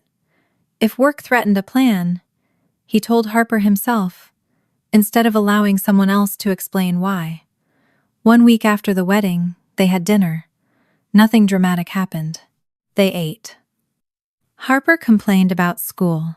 Daniel apparently used the thumbs-up emoji again at the end of a later text, and Harper informed him that personal growth had limits. That tiny joke made me happier than any speech of forgiveness would have. It meant the relationship had enough space for irritation again. Harper was not required to heal beautifully. Daniel was required to become dependable. Nina helped by keeping their new communication rule equally simple. If something emotionally important concerned Harper and Daniel, she did not assume she knew his intention. She asked. Daniel did the same with her. Julianne was no longer the interpreter. That was the social consequence that cut deepest. My sister had always been good at being needed. The planner. The connector. The one who knew who was upset before the person themselves admitted it. After the wedding, people stopped automatically giving her that role. They still spoke to her. This was not a family-wide exile. I did not want one. But when Julianne said Mom thought something, someone asked Mom. When she said Dad preferred something, someone asked Dad. When she tried to explain what Harper must have meant, nobody treated that interpretation as authority. The woman who had once seemed central to every relationship became what the rest of us should have been all along. One person in the family, responsible for her own words. Not everyone else's. I had limited contact with her during those first weeks. There was no final confrontation between us, no scene where Julianne admitted everything, and I delivered the moral of the story. Real people rarely offered closure that neatly. She remained convinced. I had helped turn people against her. I remained convinced that arguing about my intention would only create another circle. So I stopped participating in circles. If she wanted to speak about my children respectfully, I would listen. If she wanted me to absorb blame for the wedding, I ended the conversation. The first few times, my hands still shook afterward. Then less. Then not at all. The strangest change was noticing how much free space appeared in my own head. One Saturday, almost a month after the wedding, I took Luke and Lucy for lunch. Nothing special. A place near home, where Luke liked the burgers, and Lucy always ordered fries, then stole onion rings from my plate, despite claiming she hated onions. Halfway through the meal, I noticed something. I had gone nearly 3 hours, without wondering whether Julianne was angry with me. I had not checked whether Mom was uncomfortable about our limited contact. I had not considered whether I should send a message to make something less awkward. For years, I had mistaken constant awareness of everybody else's emotional temperature for kindness. Sometimes it was only vigilance. Sitting across from my children, while Luke explained a video I barely understood, and Lucy peeled the breading from an onion ring before eating it anyway, I felt the absence of that vigilance. It was quiet, not the old quiet, where someone had surrendered. A better one. The kind where nothing needed fixing. The blue dress stayed folded for several more weeks. I stopped treating it like a sacred object. I did not move it because I did not want Lucy to think I was trying to erase what happened. She did not move it because, I suspect, she had stopped knowing what to do with it. Then one Sunday afternoon, I heard drawers opening upstairs. Lucy came down carrying the dress. For a second, my chest tightened from habit. She held it against herself and looked in the hall mirror. Then she asked whether she was allowed to wear it, even though nobody was getting married. I laughed before I could answer. Yes. She disappeared upstairs again. A few minutes later, she came back wearing the dress with sneakers. She wore no silver hair clip or special shoes, just the blue dress, sneakers, and the same ordinary socks she had been wearing around the house. She took 3 steps into the kitchen, scratched one side of her waist, and frowned. I forgot this thing is itchy. That was it. No speech, no ceremony in our living room, no symbolic decision to burn the dress, donate it, save it, or transform it into something profound. It was clothing, a little uncomfortable, still pretty, owned by a 9-year-old. Lucy wore it for almost 2 hours, then changed because she wanted to sit cross-legged on the floor and said the skirt kept getting in the way. The dress returned to her closet instead of the chair. That mattered more to me than anything dramatic could have. It was no longer waiting for the wedding that rejected her. It belonged to Lucy again. Later that evening, she asked whether we could order pizza, even though we had food in the refrigerator. She did not begin with, "It's okay if not." She did not tell me she did not really care. She did not glance toward Luke to see whether he wanted something else first. She simply asked. I looked at my daughter, then at the menu still stuck to the refrigerator with a magnet. I told her, yes. Luke immediately tried to claim topping authority, and the two of them began arguing about mushrooms. I stood there listening to them. Neither child disappeared. Nobody volunteered to want less. Nobody rushed to restore peace before the disagreement had even become a problem. For years, I thought keeping a family together meant keeping everyone in the same room. I know better now. A room is not a family if a child has to disappear to make the adults comfortable. And belonging is not something a child should ever have to earn by becoming smaller.